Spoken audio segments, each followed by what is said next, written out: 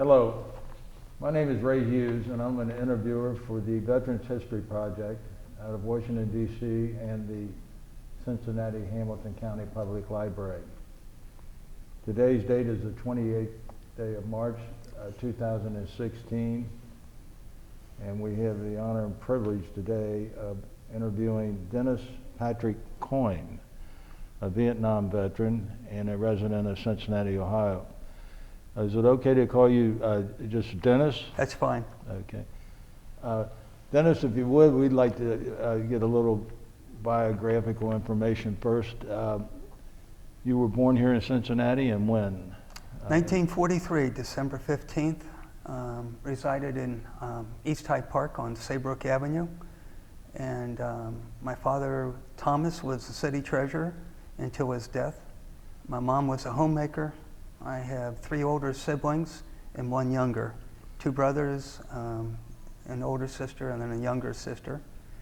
Both my brothers served in the Army also. One was 2 years active duty, the other one was an Army reservist. And I was the same thing. I grew up, went to St. Mary's Grade School in Hyde Park, St. X High School downtown and also out on North Bend. 2 years both places before they moved out of downtown Cincinnati. I went to Xavier University and graduated in '67 with a degree in history, and I was a member of the ROTC program and was commissioned as a second lieutenant June of 1967. When did you graduate? 1967. Okay, and right immediately upon graduation you were commissioned? Yes, it was part of the graduation ceremonies at that time. In most of the schools, University of Cincinnati, Xavier, Ohio State, and other places, ROTC was mandatory the first 2 years. The war was pretty much raging on around 1965 when it came to a decision. You know, was I going to leave ROTC because you had to do it for 2 years and you could drop it after 2. And I thought, well, I think this war is going to be going on once I graduate, and I'd like to have a little bit of control over my future, so I decided I would stay with the ROTC program. I thought I would go into the artillery because Xavier was an artillery school. But when I went to ROTC summer camp in 1966, there was a physical, and there was literally thousands of us going through this physical in the June heat, and my eyes didn't quite measure up for what they considered to be combat qualified at that time. Artillery's combat is a combat branch. So when I graduated, I had to select another branch, and I was selected to go into military intelligence. And where was this school at, this training that you? The pre-training, the Indiantown Gap Military Reservation, better known as IGMAR. It's out by Hershey, Pennsylvania. And they would run 2 camps a year, and there'd be like 3,000–4,000 of us there at any given time. I mean, it was the height of the war. You know, the Gulf of Tonkin Resolution, I think, was August of '64 or 60, yeah. So things were starting to really heat up, and so we did our equivalent of basic training at Indiantown Gap Military Reservation. Come back, you did your senior year, and if everything worked out well, you were commissioned when you graduated, which I was as a second lieutenant. How long was the training there? Was it a regular 6 weeks, 8 weeks, or? It was a good 6 weeks. I think it was only 6, maybe a little bit over 6 weeks, yes. And a lot of physical training? Oh yeah, a lot of physical training, marching everywhere, weapons familiarization. We were firing M1 rifles from World War II, not even M14s that were standard Army issue at the time, but you know, they were still... The M1 Garand. The M1 Garand, yes. So we were familiarized with the M1 Garand. We did mortar training, just kind of a basic training that a lot of people would go through, just to get an understanding what it's like to be pretty much an enlisted person in the Army. So you would have an understanding of the people that you were leading, what kind of training they went through also. And while you're doing this and while you're at the university, you're single? Yes. Okay. And so you come home and then you graduate in '67? Correct. And did you go into the military immediately or what? No, I did not. I had applied to graduate school, and I thought, if I could get an assistantship, I would take that and ask for a 1-year deferment. Thought I had it, but it fell apart at the last minute. So I worked that summer and told the people at Xavier I was ready to be called at any time. And I received my orders to go to Fort Benning, Georgia, for Infantry Officers Basic, starting September 29th or 1 October, I think, of 1967. So I had a few months, from like June to basically October. Mm-hmm. I was working at the Cincinnati Recreation Commission at the time, had been working there for the last 4 years. So I had a job. And it was very strange when I graduated. I graduated June 6th, I think it was. And if you recall what happened then. D-Day. Beg your pardon? D-Day. Well. Or June the 6th of... 1967, the Six-Day War. Oh, yes, Israel. Yeah. So I thought, well, gee whiz, I guess maybe things are going to change and we'll be heading someplace else. But it lasted 6 days, and we realized that was a done deal, and Vietnam was still probably looking where I was going to be heading. And so I ended up going to Fort Benning, and the intelligence school did not have a basic officers training course. So you had to go through another, a basic officer course. And it was either infantry or maybe signal or, mostly infantry, because infantry was a general school. Mm-hmm. So I went to Fort Benning, and I was part of IOBC-4, Infantry Officers Basic Class 468. So it was the fourth class beginning fiscal year 68. Fiscal year started July. Yeah. So I was in the fourth class that was going through Infantry Officers Basic by the time I got there in October. And so I was there. I was in the Army 3 weeks by that time, and the people from personnel in Washington came down from the intelligence branch, and so we got some changes. I was supposed to be, after I graduated from infantry school, supposed to go to regular intelligence school at Fort Holabird, Maryland. It's right outside of Baltimore, actually part of the city of Baltimore. And that's where my initial orders were when I went into the Army. Said you go to Infantry Officers Basic, and then you'll go to Fort Holabird to become an intelligence officer. So I'm 3 weeks into the Army, and these people come down, and there's been a lot of major stuff going on, a lot of major battles. The Battle of October 1967 was just about to begin, and there was just a lot of things going on within Vietnam. So they came down and said, change of orders. They called us all into an infantry hall at Fort Benning, and there was probably a good 100 to 150 of us that were slated to go into intelligence. Your orders have been changed. Some of you are going to continue to go to Fort Holabird, regular intelligence. Some of you are going to go into something you've never heard of, the Army Security Agency. And I was one of those people. And they rattled off all the assignments right then and there. And they would say, Lieutenant Jones, Field Station Turkey, Lieutenant Smith, Field Station Greenland, Lieutenant so-and-so. And they just kept rattling off all these exotic places. I said, well, this doesn't sound too bad. And then they came to Lieutenant Coyne, 509th Radio Research Group, Vietnam. So that was my introduction. And since Vietnam was an undeclared war, it was illegal for the Army Security Agency, Signal Intelligence, to be there. So we had a cover, and the cover was, we were radio research. So that was our job in Vietnam, was to listen into enemy transmitters, not too much voice, mostly Morse code.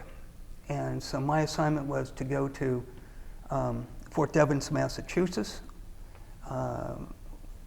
right after graduation, which I did from, that was December of '67. I graduated from the infantry school. I got married in December of '67, a little bit more on that later, I guess, and then headed off to Fort Devens for Signal Intelligence School. And then once I graduated from there in April, I headed to Vietnam, May of '68. So maybe I need to let you pose a question or two. It looks like you. Now, the training that you got at Fort Devens, was that Morse code and things of that nature, or? Me personally, no.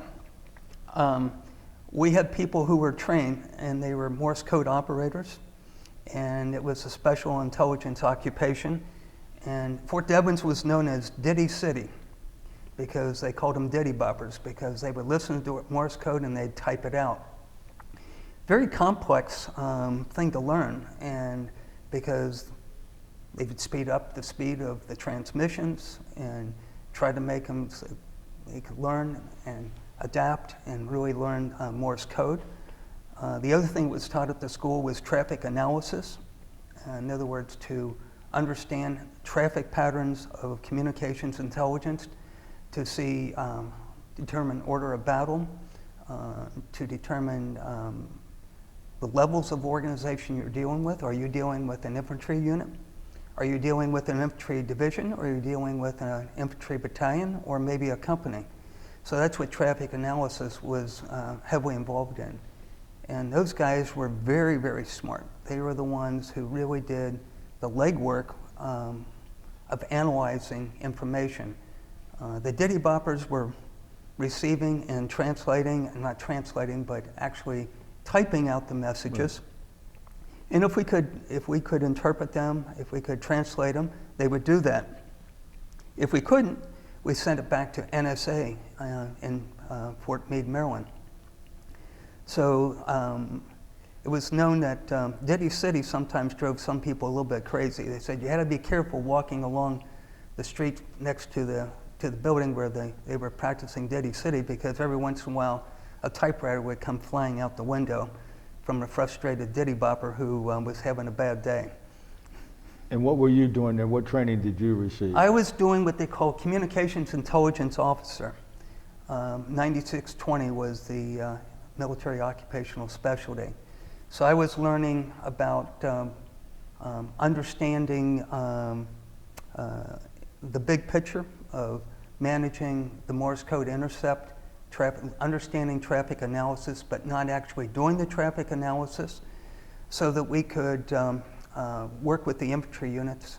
And one of the primary jobs as a second lieutenant would be to be the liaison to an infantry unit. And when I got to Vietnam, I ended up being the liaison to a brigade commander with the 4th Infantry Division. I started out with the 3rd Brigade, and then later on I was reassigned to the 1st Brigade of the 4th Infantry Division. What is a brigade? Roughly about 5,000 people, 5,000 men, 3 combat battalions. You would have all the support troops. You know, you would have your medical support. You'd have your intelligence support, the regular intelligence support, which I was supposed to go to originally, which would be like interrogation of a prisoner of war, mm-hmm. or running a prisoner of war camp, things like that. So you would have engineers, intelligence, medical. Let's see, what else would you have? Mention engineers. Engineers would, and also quartermaster and supply, right. And transportation. So you'd have transportation assets would be either trucks and vehicles, and then also helicopters too. So you're a liaison to the brigade? Yes, I was. I mentioned before I was part of the 509th Radio Research Group. Mm-hmm. That group was a large headquarters located in Saigon, and we had 4 battalions, 1 in each one of the corps in Vietnam. There's 4 corps in Vietnam: I Corps, 2 Corps, 3 Corps, and 4 Corps. I Corps was up near the DMZ. 2 Corps was the Central Highlands going over to the coast. 3 Corps was down around Saigon, that area down there, and 4 Corps was in the Delta. 2 Corps, where I was at in the Central Highlands, was the largest area of operation in Vietnam as far as real estate goes. 3 Corps, it was a smaller corps, but they had a lot more people to deal with, with the Viet Cong or dealing with the North Vietnamese. So the Vietnamese were coming down the Ho Chi Minh Trail, and some of the stop-off places were I Corps, where the Marines were and where the 1st Cav was, and you had the Battle of Quai Son, that was an I Corps. And one of the strange things about that is one of the North Vietnamese divisions was the 325 Charlie Division. And the 325 Charlie Division was also one of the divisions that fought the French at Dien Bien Phu. And they were pretty much annihilated when they left Quai Son. They were, by the time they got down to 2 Corps and they had to deal with the 4th Infantry Division, they were unheard of for years to come. That's how much they were decimated by the Marines, the 1st Cav, the B-52s, and by the time they came down to our area, there wasn't much left of them, and we kind of finished them off, I would say, so to speak. And they became defunct. But as any division, they would probably go back into Cambodia, regroup, and I'm sure that they were a player later on in the fall of Saigon in 1975 because they were part of the Dien Bien Phu, defeating the French the first time. Right.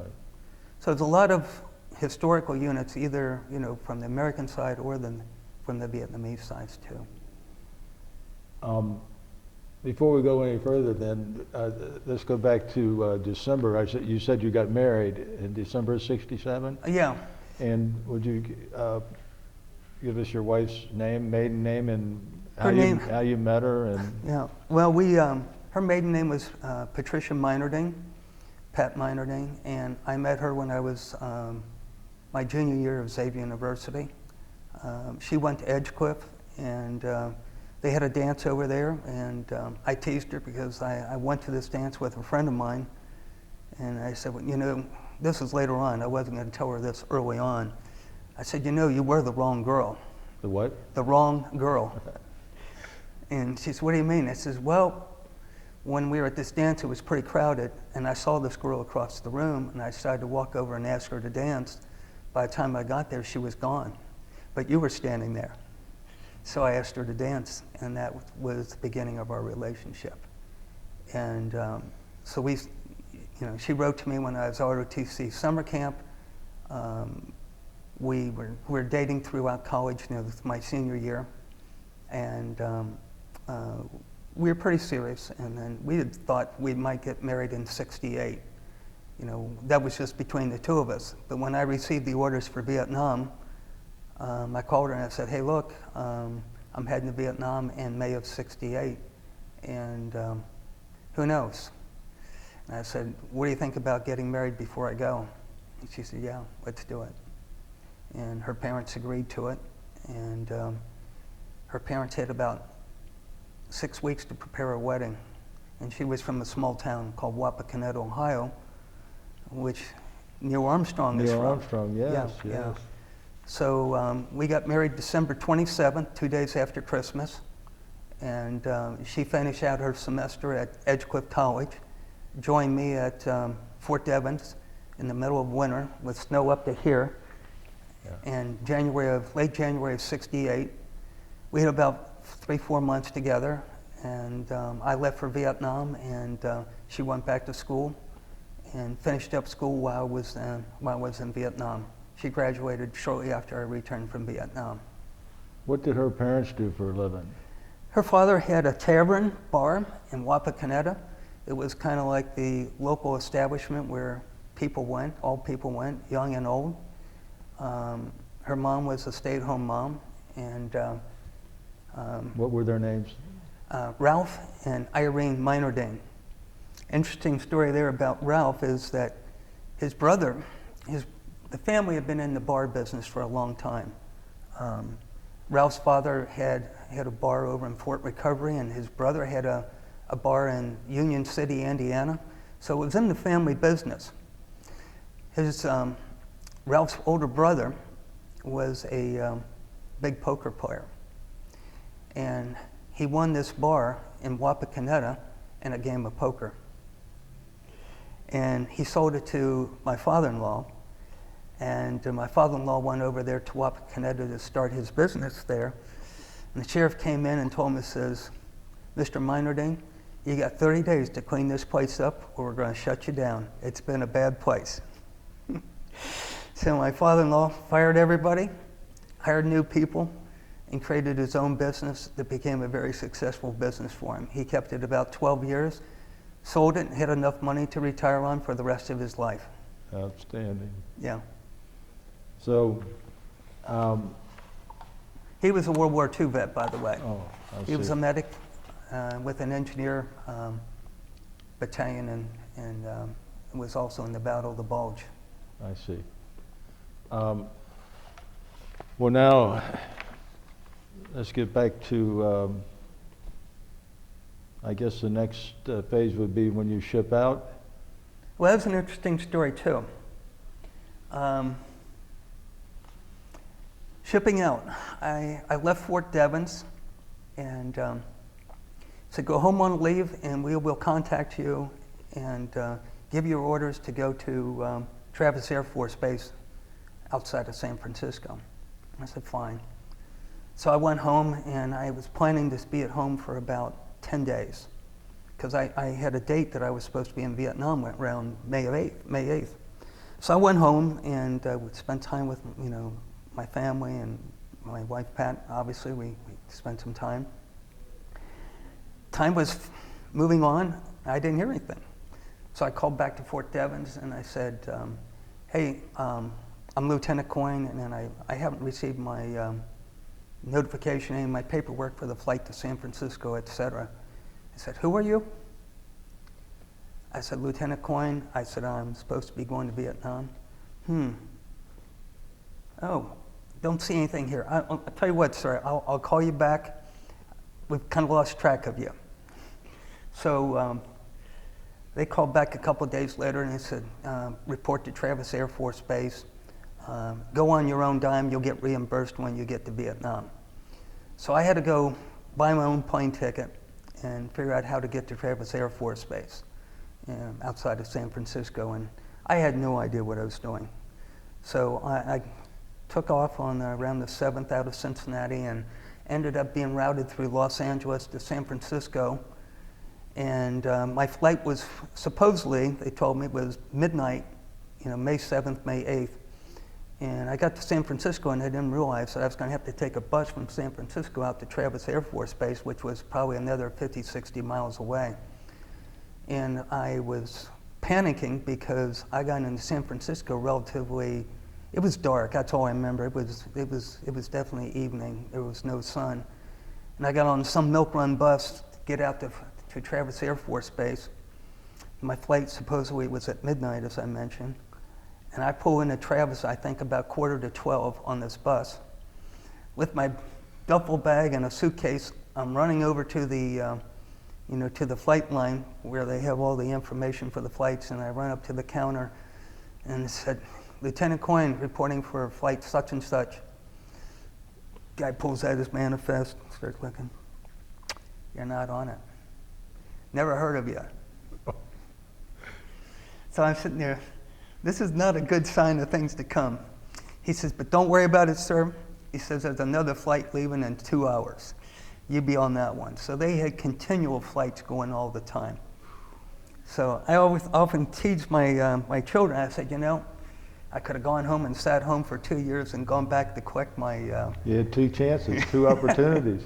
Had two opportunities to sit at home and sit out the war. But that's how I got to Vietnam, on my own dime, on my own initiative. Was that a commercial flight from, Yes. From San Francisco? Well, it was a commercial flight that was a charter flight out of Travis Air Force Base. Okay. I can't remember. I think it was either American or one of those went over on the 707. I was a replacement.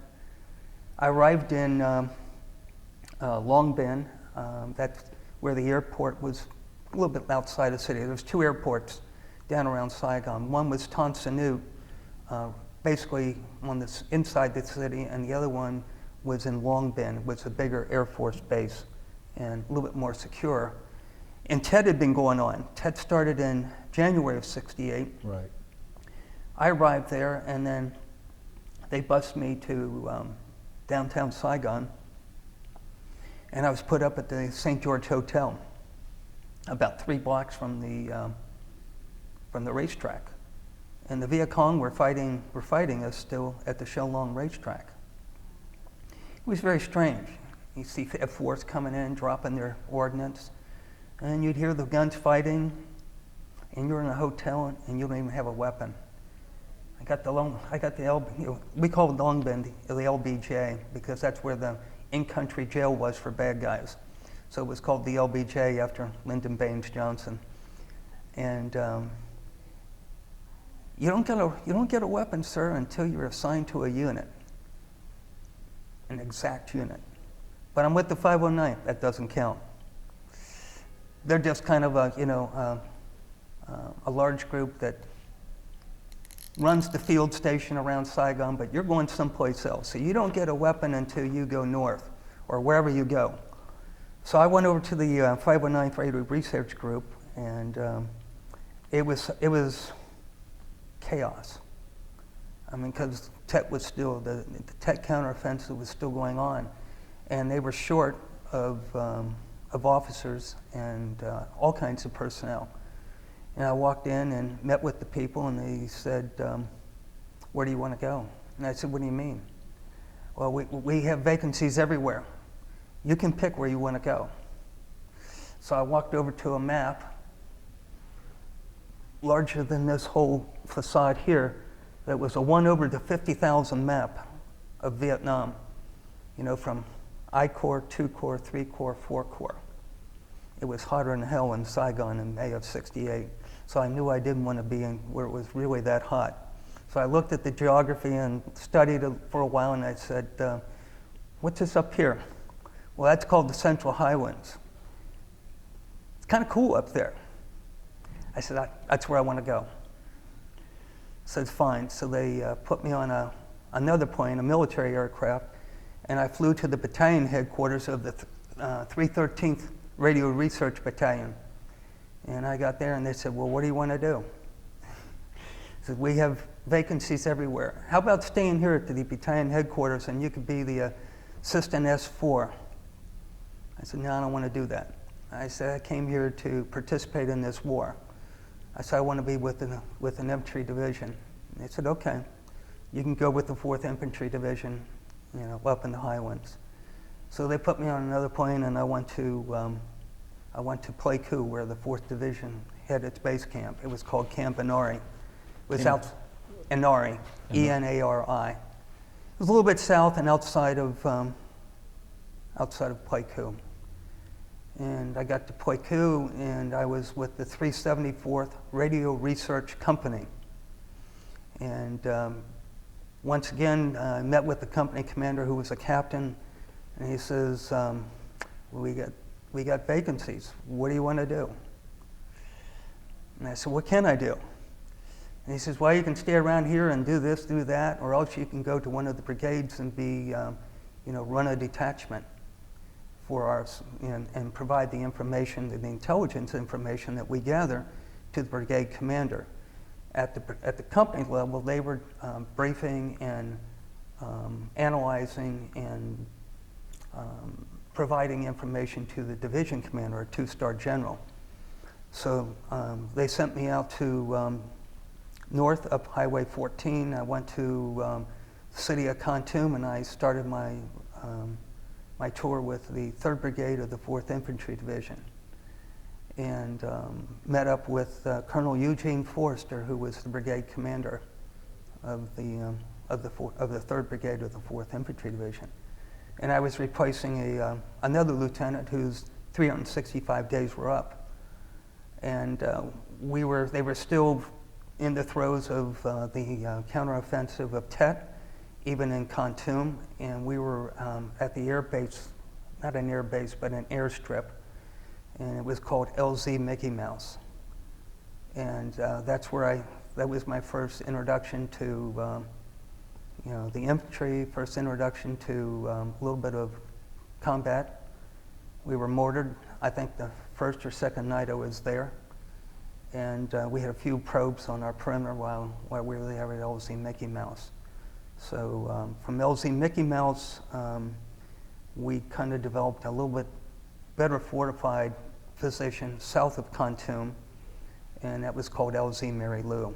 And that's where we stayed and were operating, fighting the North Vietnamese at that time. We were fighting the 1st Division of the NBA, plus the 325 Charlie Division, and a few independent regiments that were also involved, including an artillery regiment, the 40th Artillery Regiment of the NBA Army.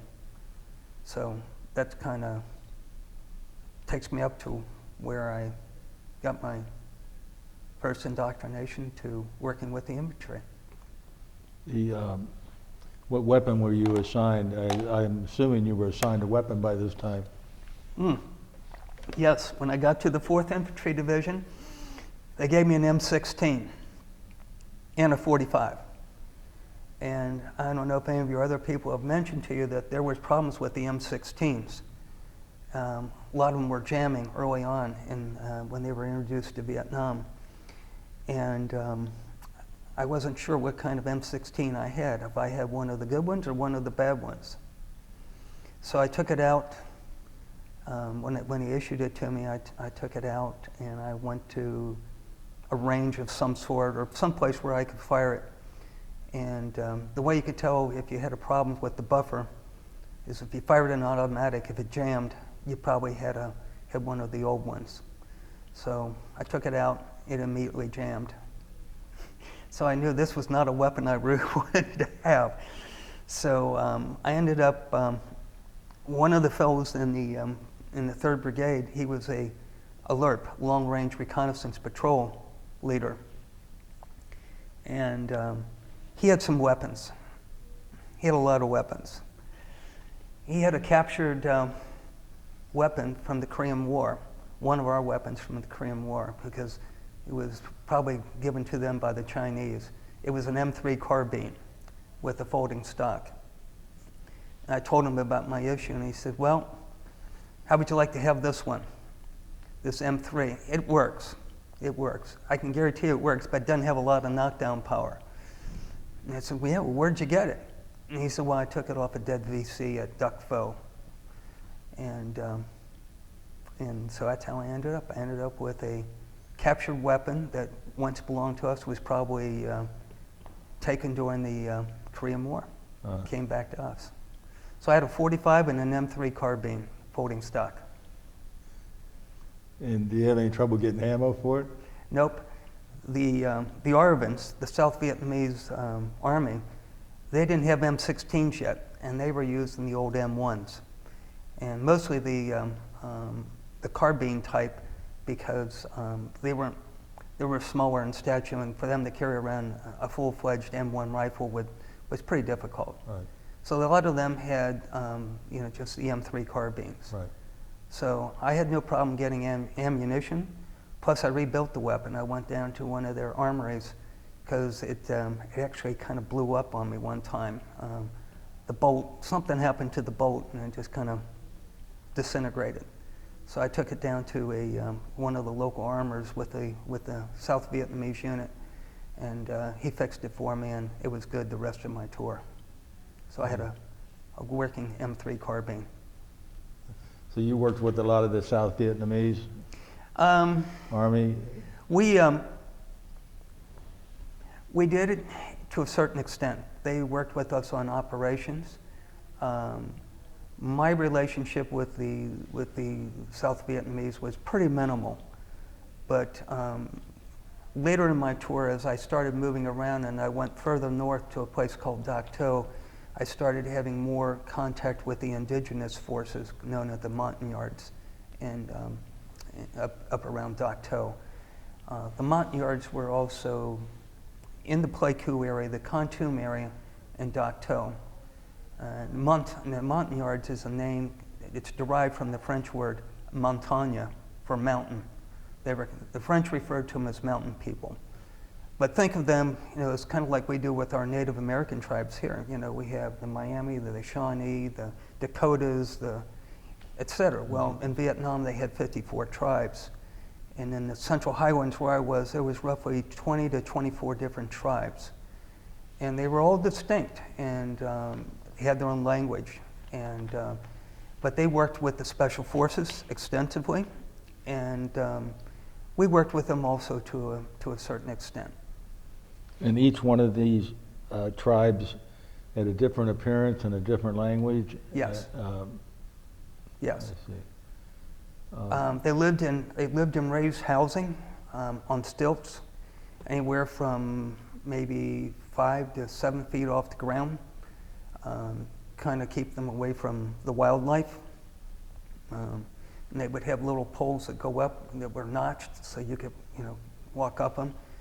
And it was their tradition, but I think it was also probably a safety thing, because before the heavy involvement of us there, was lots of tigers, lots of wild animals, and it would be a barrier for them. Plus, they would have a ring around the village, especially during the war, where they had their own fortifications, bamboo fortifications. I didn't think about it. I probably should have brought a picture or two of that, but I can send one. Mm-hmm. I've got some, and it's pretty interesting to see how they built their villages.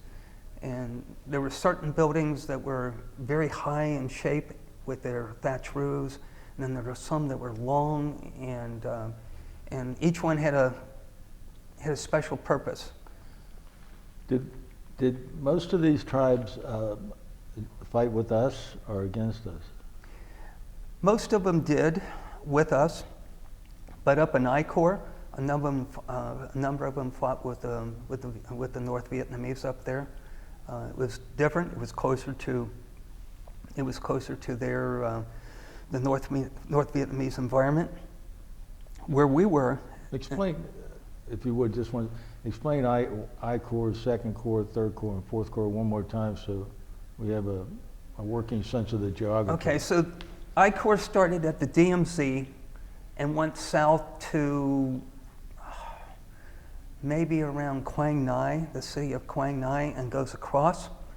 And then 2 Corps would begin, and 2 Corps went from there and went south to probably about 50, 70 miles north of Saigon. And then that began 3 Corps. 3 Corps was pretty much the Saigon area, give or take probably I'd say maybe about no more than about 100 miles deep, from north to south. And then 4th Corps was south of that, and it was mainly dealing with the Mekong Delta, the southern area, okay, where it was very hot, very, big rice paddies, the whole 9 yards. Okay. Yeah, that type of environment. I'll see if I can also maybe send you a map that would kind of show you that there's still a lot of maps out there that show the 4 Corps. Okay. Yeah. Good. Came up with the 4 Corps. Do you know the background on why there were 4 Corps, how that happened? Or? Military command and control, and that was us. That was United States who decided we would break the country into 4 sections so that they could militarily deal with it. So, for example, in 2 Corps, there was a general who was in charge of overseeing everything that happened in 2 Corps. He was above the division commander of the 4th Division, be like a 3-star general. Okay. And then up in I Corps, you would have like the 1st Cav, you might have, of course you had the Marines. You had a couple Marine divisions up there, and there would be a military commander up there. My guess in I Corps probably would have been a Marine general, since they were predominantly up in I Corps. 3 Corps was down around Saigon, as I mentioned, and there would have been a general there also.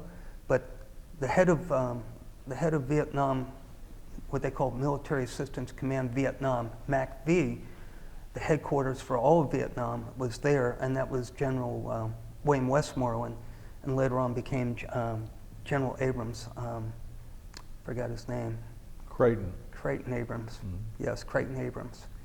And matter of fact, when Creighton Abrams was there and I was there, two of his sons were also serving at Vietnam at the same time. One of them was up in the Central Highlands where I was. He was very close to where I was. And then probably down in 4 Corps, there would have been another overall general down there. Okay. 9th Infantry Division predominantly was in 4 Corps, but there was other units down there. Plus the Navy had river patrol boats operations going down in 4 Corps. Good. Does that help a little bit? Yes, it does. So before I interrupted you, I think you were with the Montagnards. Yes. And I was first introduced to them at LZ Mary Lou. They brought a few in to fill sandbags for us. And this old man shows up in a loincloth and his traditional dress, and it was the first time I'd ever really seen anything like that. And it was a step back in time. I mean, you recognized immediately that this civilization was under dire threat of being destroyed, and pretty much was destroyed. The Montagnard people in Vietnam were pretty much decimated by the war. Decimated. And so we had some there in Kontum, there were some down in Pleiku. Didn't see as many down around Pleiku, but they were there. And if you went further east towards the Coyne and the South China Sea, they were in certain parts of the hill countries along there also. Coming out of the Coyne on the coast, you came up Highway 19, and that would come up to Pleiku, and then you had a highway that ran south, north and south, Highway 14, that ran up past Dak To, and then ran south down to Bami Tuat, which was probably 150 miles south, and would go down into 3 Corps. These were highways that were developed by the French, during the war, their war. Matter of fact, on Highway 19 between Pleiku and Coyne, you're up in the highlands, you're going downhill, winding around. And that's where one of the famous battles took place with the French. It was called the Mang Yang Pass. The North Vietnamese during the 1954 to 55 maybe, the 100th mobile unit of the French was intercepted there and pretty much obliterated. About 1,000 of them were killed. They buried him into the hillside there, and you could see this as you were on convoy going from Pleiku to Coyne. You could see the graves of the French because they had them specially marked so they would not be forgotten. And they were buried standing up facing the west, France. is that right? Yeah. So it was a little eerie going on convoy, going down through the Mang Yang Pass and all the hairpin turns, wondering, was there another ambush waiting? But unfortunately for the French, they didn't have air cover like we did. We had helicopters and we had planes. Anytime we had an issue, we could put out a rapid response. I was never fired on the Mang Yang Pass, but I had some friends of mine that were caught in ambushes on the Mang Yang Pass numerous times. He was an MP, and that was his job, was to run the Mang Yang Pass from Pleiku to Coyne every day. Every day. It was his job. Wow. Yeah. Tough job. Tough job. Well, go ahead and continue then. Okay, so I spent, May till about September with the 3rd Brigade. And the monsoon arrived in June. When the monsoon arrives, nothing happens. I mean, we had moved south from Kontum and came down to Pleiku. I forgot to mention this. The 1st NBA division I was telling you about before, they went silent. We didn't know where they went after we pretty much did a number on them at Khartoum. And that was end of May, early June. They went silent. We didn't pick up any radio transmissions, anything. Then all of a sudden we got a hit. We got a hit on our radio network, Intercept, and it said that the 1st NBA Division was in Bamituit, which was the southern part of the 4th Infantry Division area of operation. Division commander immediately played leapfrog with his brigades. He left the 1st Brigade at Dak To on the northern border, on the far north. He took the 2nd Brigade, which was at the Oasis, which was west of Pleiku, about 30 miles maybe. He moved them to Bamituit to intercept the NVA, and he took the 3rd Brigade out of Khartoum and moved them into, we filled in behind them at the Oasis, protecting the border going out towards Cambodia. So the 2nd Brigade and all their battalions, matter of fact, they took a couple of our battalions to go down to intercept the 1st NVA Division down there at Bamituit. And we worked on them again. And then the monsoon came, and then the North Vietnamese, which we prominently dealt with, went back into Cambodia. They would retreat in Cambodia for the wet season. And so I was sitting at the Oasis in the monsoon, for a couple months. It was, we went 30 days without ever seeing the sun once. Never saw the sun. Rain. If it didn't rain, it was always low clouds. It was a depressing time. And then the company commander called me up one day and he says, "Hey, look, we need somebody at Dak To. What do you think about going up there?" And I said, "Well, how's the weather?" He said, "It's pretty good right now." I said, "Okay, I'll take it." So they sent a replacement out to me, and I went back to base camp and got on a convoy and went up to Dak To, which was probably about 90 to 100 kilometers north of Pleiku. And then I joined the 1st Brigade of the 4th Infantry Division at that time. And the 1st Brigade had been involved in some very serious and heavy combat a few months before I got there. The Battle of Dak To took place in December of '67. It was one of the larger battles of the war. And then, of course, the Tet Offensive, they were heavily involved in things going on with the Tet Offensive. When I got up there in September, not much was going on military-wise. I think it's probably important to point out is the Tet Offensive was such a disaster for the Viet Cong and the North Vietnamese that they lacked an ability to really put forth any sustained effort from June of '68 until about January, February of '69. It was all small, sporadic stuff. We had very few contact with the NVA or the Viet Cong during that period of time because they were decimated. It was reported over 50,000 were killed. It was a military defeat, but it was a political defeat for our country, as you well know. But it was a military defeat, a big, major military defeat for the Viet Cong and the North Vietnamese. Tell us, what's the difference between the Viet Cong and the North Vietnamese? Viet Cong were militiamen who were based in the South, lived in the South, probably spent all their life in the South. The North Vietnamese were soldiers trained in the North, separated by the Geneva Accords in 1954, the ones that defeated the French. They were called Viet Minh at that time, Viet Minh, not Viet Cong.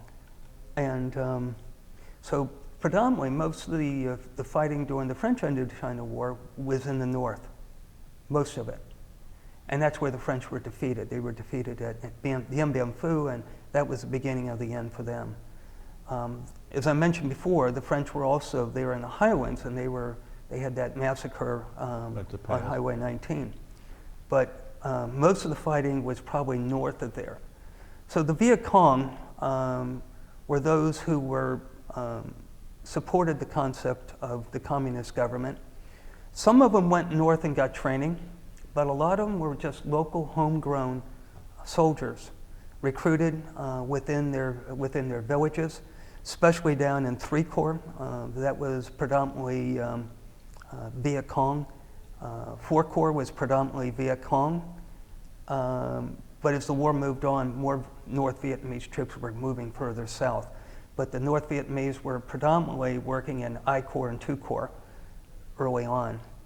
One of the first major engagements of the war was the Battle of the Ia Drang Valley, which was a little bit southwest of Pleiku.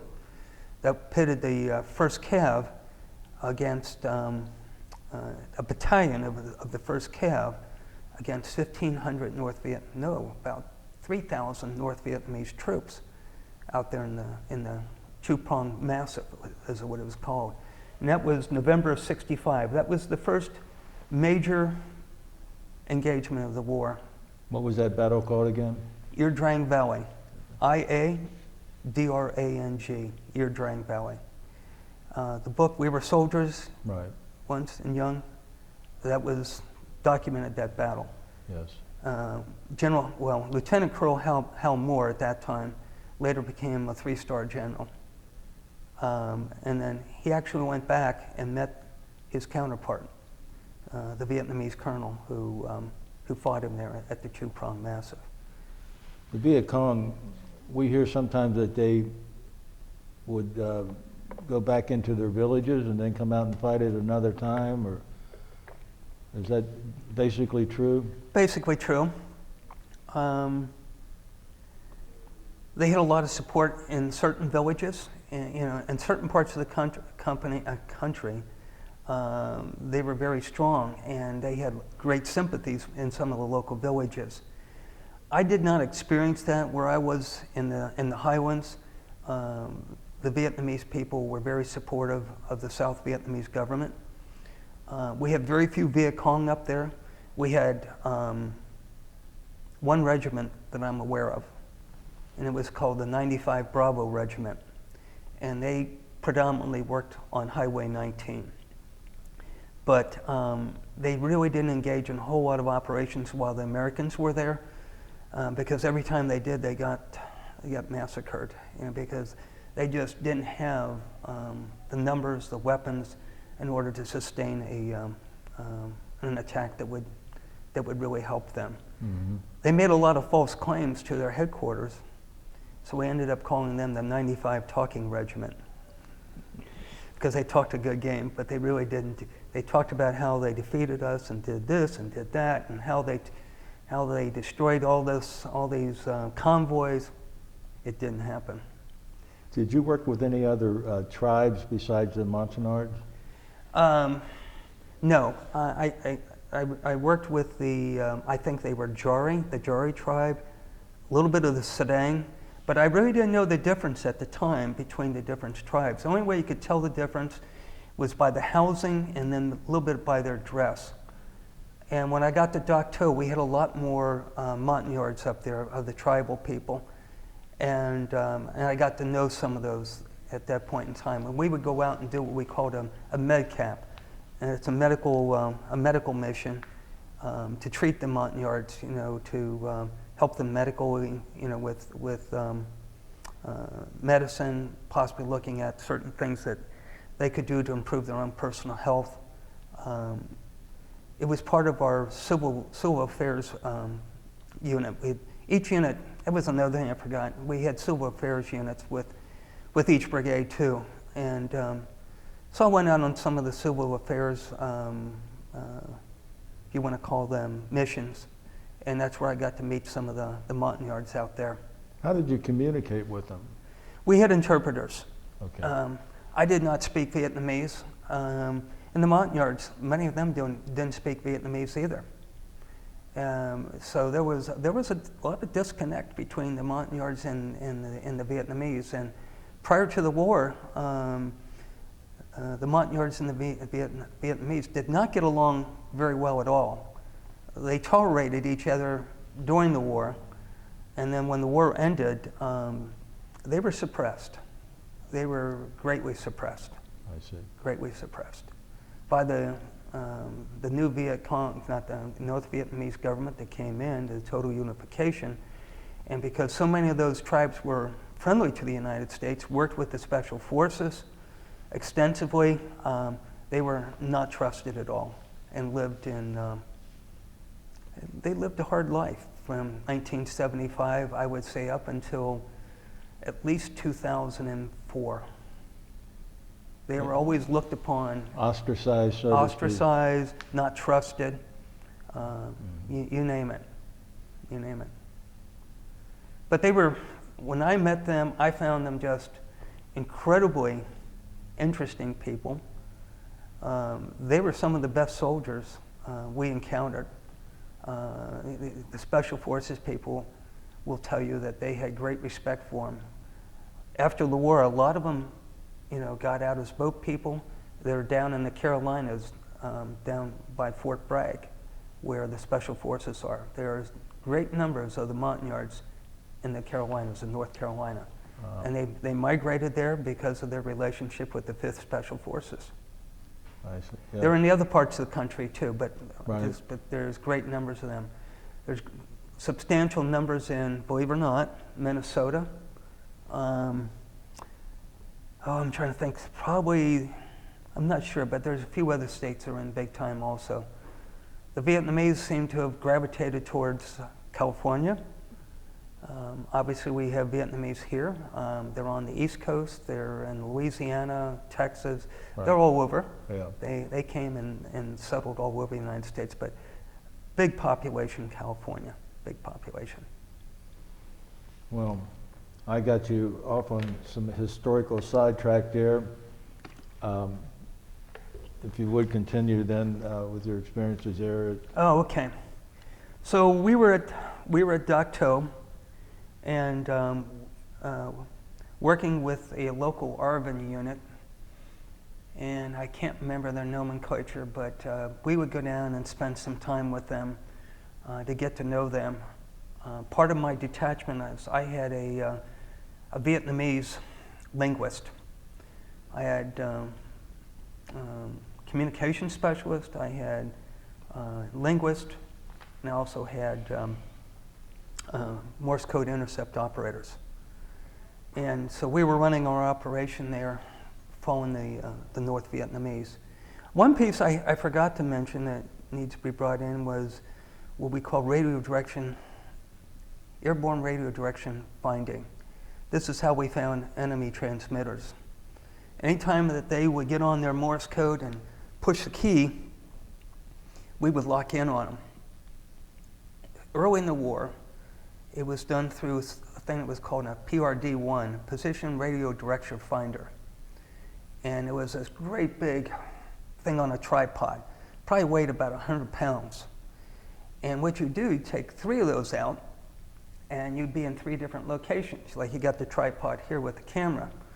You'd have one here, and then you might have one another 2 kilometers over there, another one 2-3 kilometers over there, and then you would start to listen to the transmissions. And with these 3 receivers, they could triangulate where the transmitter was. We called it a fix. And so we could take that information and provide it to the infantry unit, and then they could attack that unit, find out where they were. That was early in the war, 1962. One of the first people killed in the modern war was a member of my unit of the 509th Radio Research Group. And he was carrying a PRD-1, and he was killed by a command detonated mine. They knew what he had, and they wanted to stop that. And there was, in Tonsanut Air Force, at Tonsanut Base there, where the 509th was located, it was named after him, Davis Station. Davis Station was named after that Spec 4, enlisted personnel 4th grade, who was killed by a PRD-1, or not by a PRD-1, by a command detonated mine as he was operating his PRD-1. First casualty of the modern war. I'll be darned. Yeah. A lot of people don't know things like this, but if you go to the NSA museum, or you go to the museums in Washington, you'll learn some of the history of that. PRD, explain that. Positional radio direction finding. So we got a lot more sophisticated as the war went on, and we went into airborne radio direction finding. And we would use airplanes, we would use C-130s, we would work with the Air Force. So a plane could go up there, a C-130 could go up there, and you would have all these positions on the C-130. Positions are the guys that do the radio intercept, Morse code intercept. So someone would be taking down the Morse code, and other people would be just doing the radio direction finding. So the plane would fly this way, maybe for 20 kilometers, go this way for 20 kilometers, and come back. And they'd be taking all these readings, they'd be taking all these intercepts. And so we could get very accurate position fixes on where they were, sometimes down to 100 meters. We knew where a transmitter was within 100 meters on the ground. So the Air Force they'd be calling it back. They'd be calling it back to their base. But we would listen in to the Air Force communication, because we all had secure communication. They had secure communication, and we did too. But we could listen into them. We weren't allowed to talk to them. We weren't allowed to interfere with their communication. But we could listen to their transmissions. And what we would do is, when they gave the fixes, and we got a good fix on the transmitter, and it was in our area, we would take it over to our brigade operations and say, okay, we got a fix on the 66th MVA regiment, and he is here at this time. And this fix was as of 20 minutes ago. So the infantry brigade commander could decide, A, am I going to send an infantry unit out? B, am I going to call in an airstrike? Or C, am I going to call in my artillery? Or all of the above. So this is how we were running the war. People never knew that we had such good intelligence on where people were at the time. For me, that was a little bit stressful, because when you send your own troops in, I'm providing information that ultimately would kill the enemy, which was okay by me. But when you start sending your own troops in, and I'm the one that's giving them the information to tell them where it is, that weighed heavily on me, because you knew somebody was going to get hurt, or somebody was going to get killed. And on occasion, the commander called me one time and he said, Coyne, bring your overlay. Bring your overlay with all the information where you say everybody is out here west of us. I want to see it. And I brought my overlay over and I put it on his map. And and he went to his S2, which is his intelligence officer, and to his S3, which is operation officer. And he said, I want you to take this information and I want you to put a B-52 strike right here. And then I want you to follow up with that B-52 strike with our troops. Now, you would hope that the B-52s would do it, but it never did, because they were always dug in so well. Our guys would still have to go in and rout them out. So that was something I weighed. A lot of responsibility on your shoulders. Well, responsibility on my shoulder, the guys that I worked with. I mean, it's a team effort. Let's look at it this way. Right. I wasn't pulling the trigger, but we were providing the information so the trigger could be pulled. And a lot of guys, would end up being hurt or killed. And at that time, in 1969, when we were doing late 68, 69, we had already decided that Vietnamization was going to start when Nixon came in, when he took office. That was. Now, what do you mean by Vietnamization? That was turning the war back over to the Vietnamese. That was part of Richard Nixon's plan when he took office, that we were going to start backing out of the combat operations gradually and turning the combat over to the Vietnamese. So that happened, and you watch that stuff happen. And January of '69, as this process was beginning, they decided, they said, we're pulling the 1st Brigade out of Dak To. That was a major decision because that was kind of a blocking force on the tri-border, the Cambodia-Laotian border. And so we were being pulled back, and initially we were pulled back to support a special forces camp west of Kontum called Coyne. Coyne? Klang, K-L-E-N-G. There's a group of 12 special forces soldiers out there, and the NVA were making their spring offensive on that special forces camp. So we ended up taking our brigade and moving the base camp south, but taking the forward base camp, and we went to this special forces camp called Coyne. And we had our 3 battalions, plus the division commander gave us at least another battalion, maybe 2 battalions, because we were dealing with a major offensive then. And they came at us hot and heavy during that offensive. We took care of them, but it was a lengthy battle. It was a lengthy battle that probably lasted 40 days. Did that battle have a name?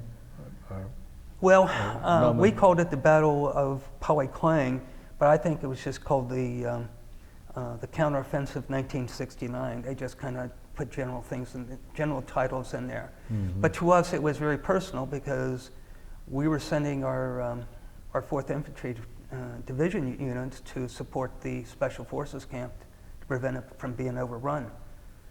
And while we were out there, we engaged heavily, daily, nightly.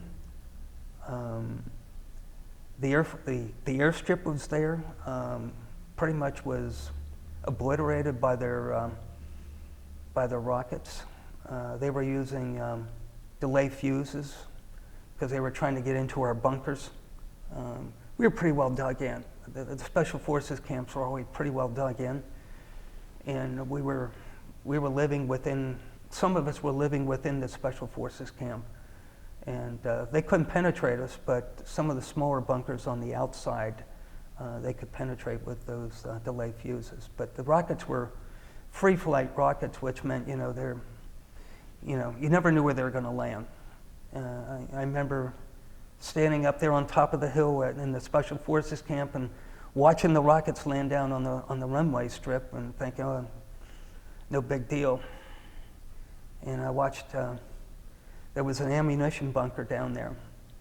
And no, it wasn't ammunition, it was just a bunker, just in case they needed it.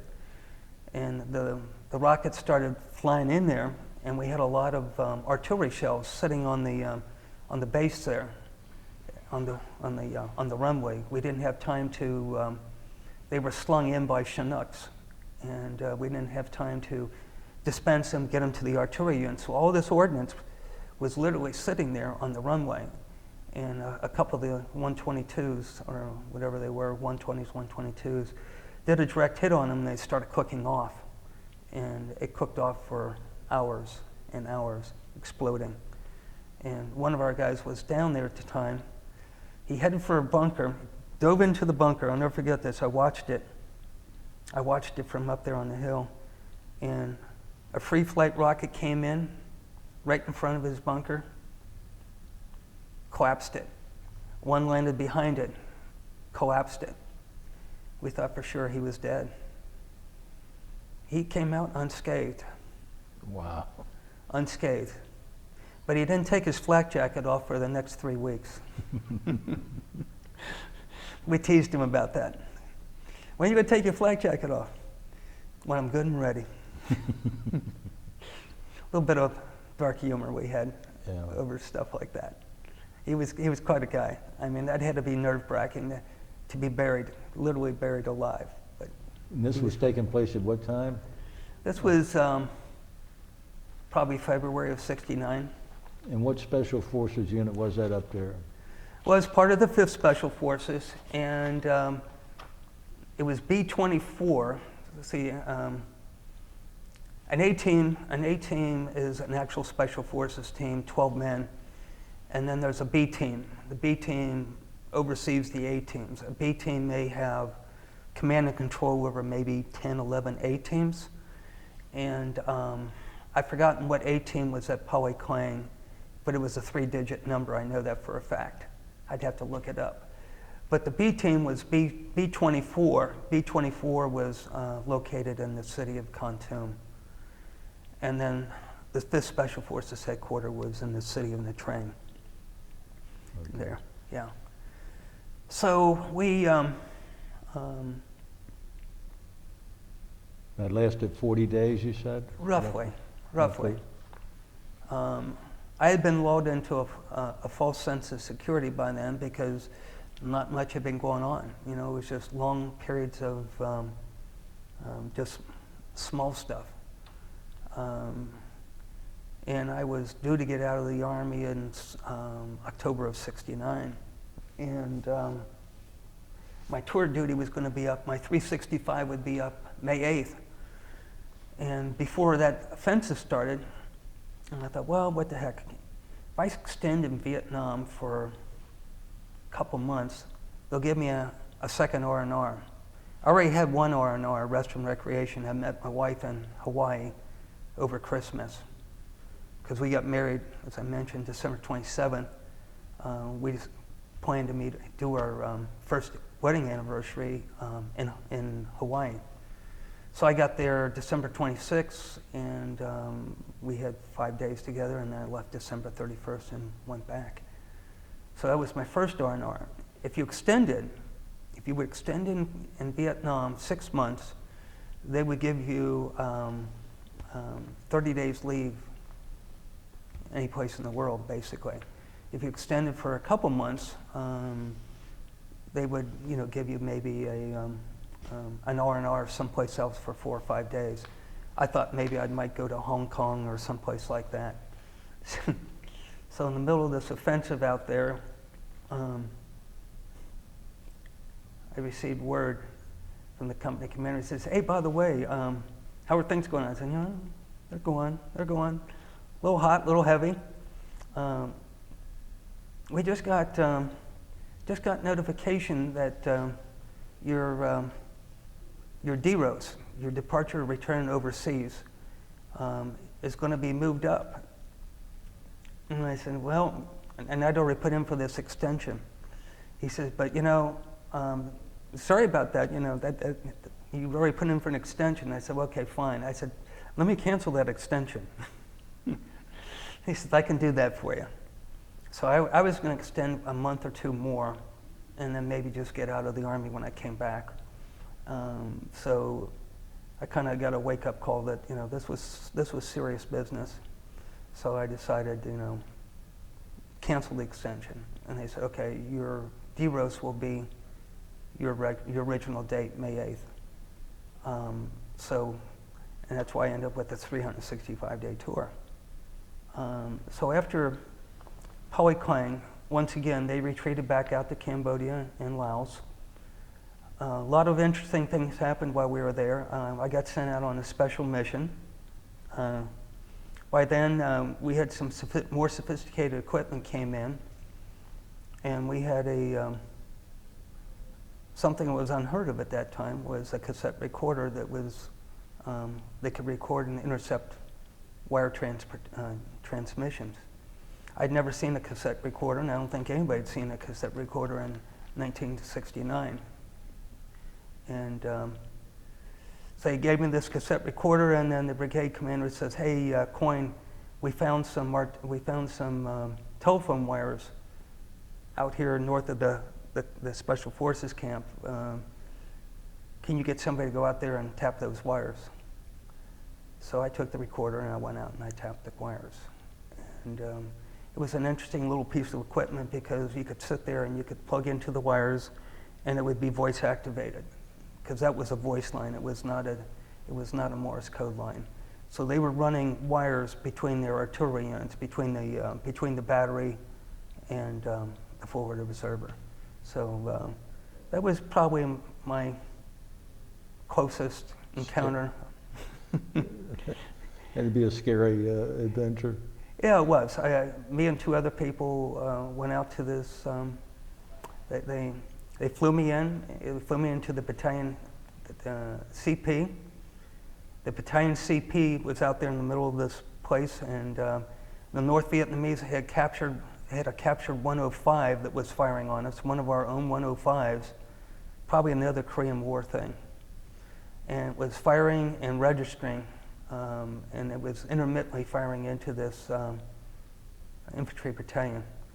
So when it cleared, the commander said, "Well, we're going to put you in this little chopper and fly you into this where we found the wires." So he flew me out to where the company was, and then the company gave me two 11 Bravos, 2 infantrymen, and they knew where the wires were, and the 3 of us went out, and they were security for me, and I did the tapping of the wires.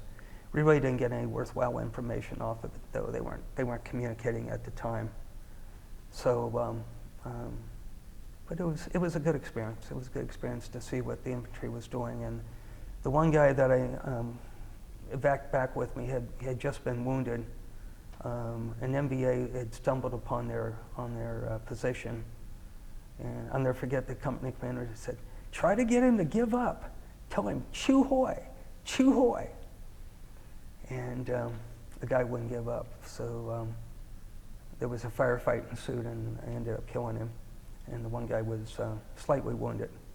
So the 2 of us got on the chopper and came back. So the battle was starting to wind down. We were winning. We captured a lot of equipment. We captured trucks, pulled trucks out of the Ho Chi Minh Trail. It was very enlightening. It was the first time I had seen a Russian truck that had been actually used on the Ho Chi Minh Trail. And so the battle wound down, and we had to deal with the convoys going back and forth, and ambushes on the convoys going back and forth between the Special Forces camp and Khartoum.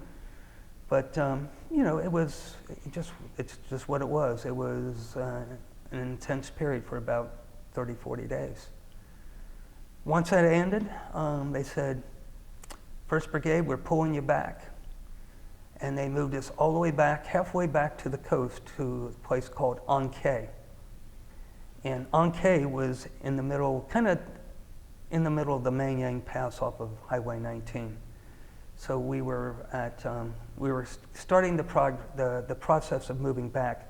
But before we moved back, we were in a temporary place on Highway 19 called LZ Blackhawk. And literally less than about 600 meters away from me was General Abrams' son. And that was interesting because we had a probe one night on our perimeter. And I was out on perimeter that night, and I called in and I said, "We got a bad guy out on the perimeter here." And I asked for permission to fire. "Nope, can't fire," because we would have been firing towards where the other unit was. Ah, okay. Yeah.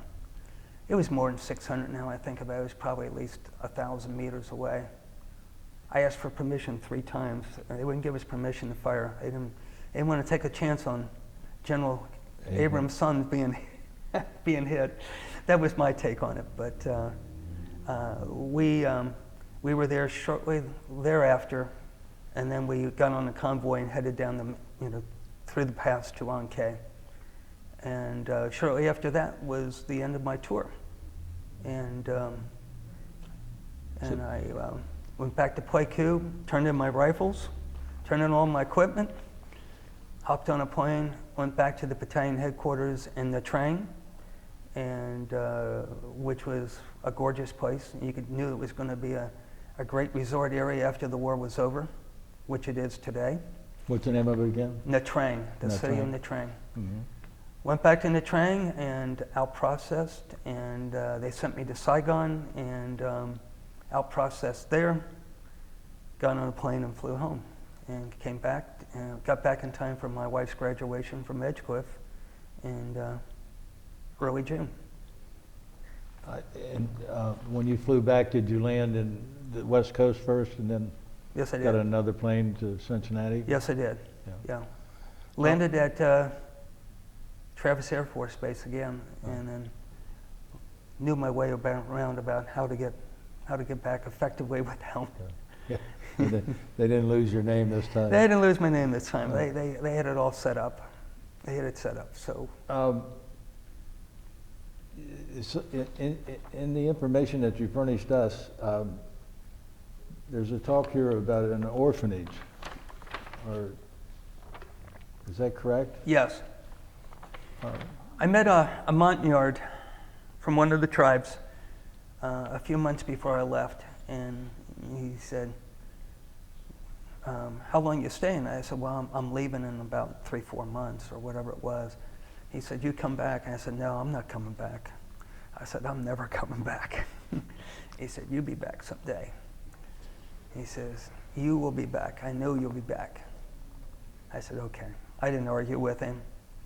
You know, you think about things, you know, you come back, you start your life, you raise your kids, you get them through school, you do the Boy Scout thing, the Girl Scout thing, the soccer thing, you work. About 1998, a friend of mine who I worked with before I retired, I worked for the Internal Revenue Service here in Cincinnati. And he was a Marine vet, had been wounded in Vietnam.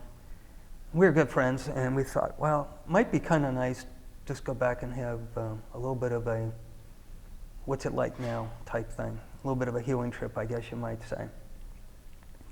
And we were thinking about trying to plan it, but we didn't know how we could do that because the country was somewhat closed. You know, you got Hanoi, you got Saigon, and that's pretty much it. I mean, how would I get to the highlands? So I started exploring a little bit, and I was running into dead ends. And then my wife saw a letter to the editor in a religious magazine that showed this vet had been in the city of Khartoum, a place that I had been to, a church that I had been to, that I had visited after, you know, some of the hostilities set down, and we actually had a chance to look around and see what things were like. And this guy was there, and he had his son with him and his wife there. And I said, holy crow, this guy got his family there. So I contacted the magazine, and I said, hey, I'd really like to get in touch with this guy. His name is Mike Little that wrote you this letter and had this picture. I'd like to find out how he pulled it off. And of course, they had to get a release of information from him. And he said, fine. And we connected. And that was probably around 2000, year 2000. And he told me how he did it and how he pulled it off. And it really got my friend and I thinking that, hey, yeah, we could do this and we could travel the country and we could make this happen. So we did. And we found a guy to set up a tour for us. He runs these veterans tours. It's called Mil-Spec Tours out of Philadelphia area. And he arranged this 22-day trip for us. And we started in Hanoi, which was kind of unheard of back in those days. Most guys did not want to go to Hanoi. They didn't want to have anything to do with Hanoi at all. But we thought, you know, what the heck, you know, and let's see what the whole country is like. And this Mike Little tells me, he says, by the way, there's an orphanage here where this church is, and they're really pretty much in need. You know, anything you could do to help them would be greatly appreciated. And I was living in Cincinnati at the time in Pleasant Ridge, and I was going to Nativity of Our Lord Church in Pleasant Ridge. And I talked to my pastor about it, and I said, hey, look, you know, I'm going to Vietnam on this trip, and I understand they could probably use some help. Would you be willing, we could take up a second collection one time and, you know, to help this orphanage? He said, sure. And the people of the church heard about what I was going to do, and they supported it and collected $2,400, which is a pretty sizable amount of money. Mm-hmm. And so I was on this trip, and we were up in Hanoi, started in Hanoi, walking around with all this money in my money belt, trying to figure out, how long am I carrying this money? I don't want to be losing this money anyway around. So we're up in Hanoi, we're seeing what Hanoi's like, we're visiting some of the tribes up in the Hanoi area. There's tribes up there. We got to see one of those, which was really interesting, because this one man in the tribe had been a soldier during the Chinese War in 1979. He had been a lieutenant in the Chinese War. So we met him and we exchanged a lot of different things. So we had a Vietnamese guide and he set all this up, and then we went out to Halong Bay, which is a beautiful national worldwide heritage spot of all these like thousands of islands just popping out of the water. Beautiful place. So we did a couple days on a junk ship out there. And then we started heading south. We went to Da Nang, where he was wounded. We went out, we found, we got the coordinates from Quantico, the Marine base in Virginia. We were able to find the coordinates where he was wounded. And I had maps, I had old maps, and we actually physically found the place where he was wounded, and he wanted to leave a little bit of remembrance there because one of the people that was with him was killed, and 2 or 3 others were wounded also. And that was a little dicey because the Vietnamese wouldn't let us do that. They let us get close, but they wouldn't let us do it. And I said, Paul, don't worry about it. And I said, I got the maps. And they drove us back to the city in the train. We rented bicycles the next day, and we got on bicycles and rode about 25 kilometers out there and found it. And he was able to talk to some of the people and do his little memorial. And we biked another 25 kilometers back into the city of Da Nang, and no one was the wiser to what we did. Just did on our own. But they were really paranoid back around 2003 when we did this trip. Then we went down to Pleiku and drove up to Kontum. I wanted to go to Dak To, where I was, and I wanted to go out to the Special Forces camp at Coyne, and they wouldn't let us go out there. They took us someplace and said, this is it, and I said, no, it's not. I know exactly where it is, and you're not taking me anywhere near where it is. We got another 10 kilometers to go that way. They wouldn't let us go, So we went back, and then we went to the orphanage and met these wonderful kids living in pretty extreme poverty, ill-fed, ill-clothed, not medically being taken care of, and they were all Montagnard children. Yeah, and it was run by these sisters. It's called the Sisters of the Miraculous Medal. And so the guide was with us. He was kind of a Vietnamese type person. So he takes us in, introduces us to the local priest, and I got this money, I'm ready to pull it out, and he shakes his head, no. He said, no, not now. He did not want us to take anything out that resembled U.S. currency at that time, not in front of the Vietnamese people. So we got up to leave, and he just kind of quietly told me, he said, give it to one of the sisters when they're not looking. And that's what I ended up doing. So I ended up slipping the money to one of the sisters, and it went for their use. So I came back home. We went and toured other parts of the country, came back home, and it kind of weighed on me. I thought, they could really use some help. And I contacted the guy that set up our tour from Pennsylvania, and I said, you're going back on a trip. I got some more money I'd like to send back. He said, I'll be glad to do that. And he says, but you know what? There's another group of guys from California that are doing the same thing you're doing. You might want to connect with them. I took them over on their first trip. And here's the phone number, name, and this guy's name is Dave Shea. And give him a call, tell him what you're doing. Maybe you guys can do something. So I did, and Dave and I hit it off pretty well. And we formed a nonprofit. That was late 2003. I retired in 2004, and we formed the nonprofit in 2005, July of 2005. in which we would make sure that they would be taken care of, that all money would go to the children, that we would not use any money for ourselves for trips. If we went on trips there to oversee projects, whatever it was, we would pay for it. There would be no employees, and we would pay all the administrative expenses, to run this nonprofit, contrary to some of the things you've seen recently with Wounded Warriors. So that has been our mantra, and over the last 12 years, 2005, this is 11 years, 12 years informally, we've raised about $1,300,000. $1 million what? $1.3 million. Oh, wow. Started out the first year was about 14,000, and I put all the paperwork together since I had the IRS background and I knew the people to talk to do all the filings. And the guy told me, he says, if you stand at $50,000, you can just file a 10 easy form, be no brainer. And I said, oh yeah, that'll take us years. Probably be 10 years before we ever hit $50,000. Right. Within 3 years, we exceeded this the 50,000 requirement of the IRS, and had to file a long form, and had to find an accountant that would do it for us. And so we started out, the first year was like 14,000, and we're pulling in around 160 to 180,000. Last year was our best year ever.